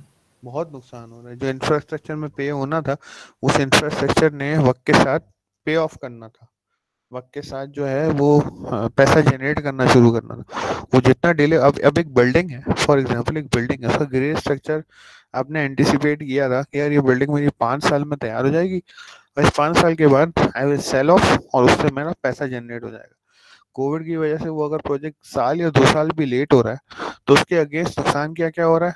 आपका लोकल लेबर महंगा हो रहा है, रॉ मटेरियल महंगा हो रहा है, और अल्टीमेटली प्रोजेक्ट की फिजिबिलिटी खत्म हो जाती है। बेसिकली सप्लाई चेन के अंदर या इकोनॉमिक्स के अंदर जो भी प्रोजेक्ट्स देखे जाते हैं, इनको IRR से देखा जाता है, internal rate of return. IRR के बारे में इससे पहले थोड़ा सा किसी ने कुछ सुना है? जी सर, अकाउंट्स में।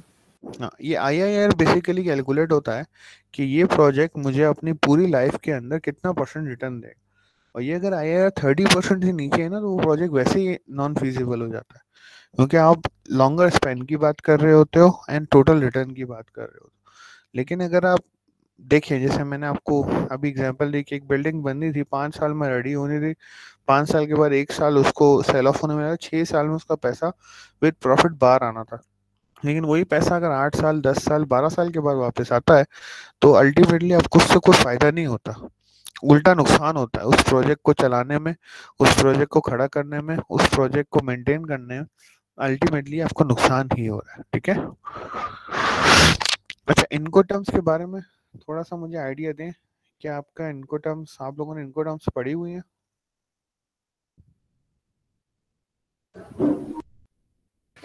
Yes sir.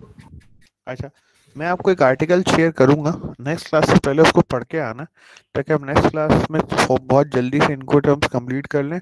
इनको टर्म्स बेसिकली 2020 रिवीजन आ चुका है उनका, हमें सिर्फ वो हम इनको टर्म्स को पूरे को रिव्यू करेंगे और 2020 के रिवीजन को देखेंगे कि उसमें क्या फ़र्क आया। ठीक है, तो आज की क्लास यहाँ कॉल ऑफ कर दें। आप लोगों को कोई प्रॉब्लम तो नहीं है? नहीं sir. Thank you so much class. Thank you so much sir. Recording और ये पीपीटी भी अपलोड कर दीजिएगा एलएमएस पे। रिकॉर्डिंग, पीपीटी, पिछली सर रिकॉर्डिंग, पिछली क्लास का भी, असाइनमेंट की चेंजिंग, ये सब चीजें इंशाल्लाह अगले आधे घंटे में आपको अपलोड मिल जाएंगे। बहुत बहुत शुक्रिया sir, thank you so much, thank you. Sir assignment जी, असाइनमेंट सर असाइनमेंट के जो फर्स्ट 4 क्वेश्चंस हैं वो हमें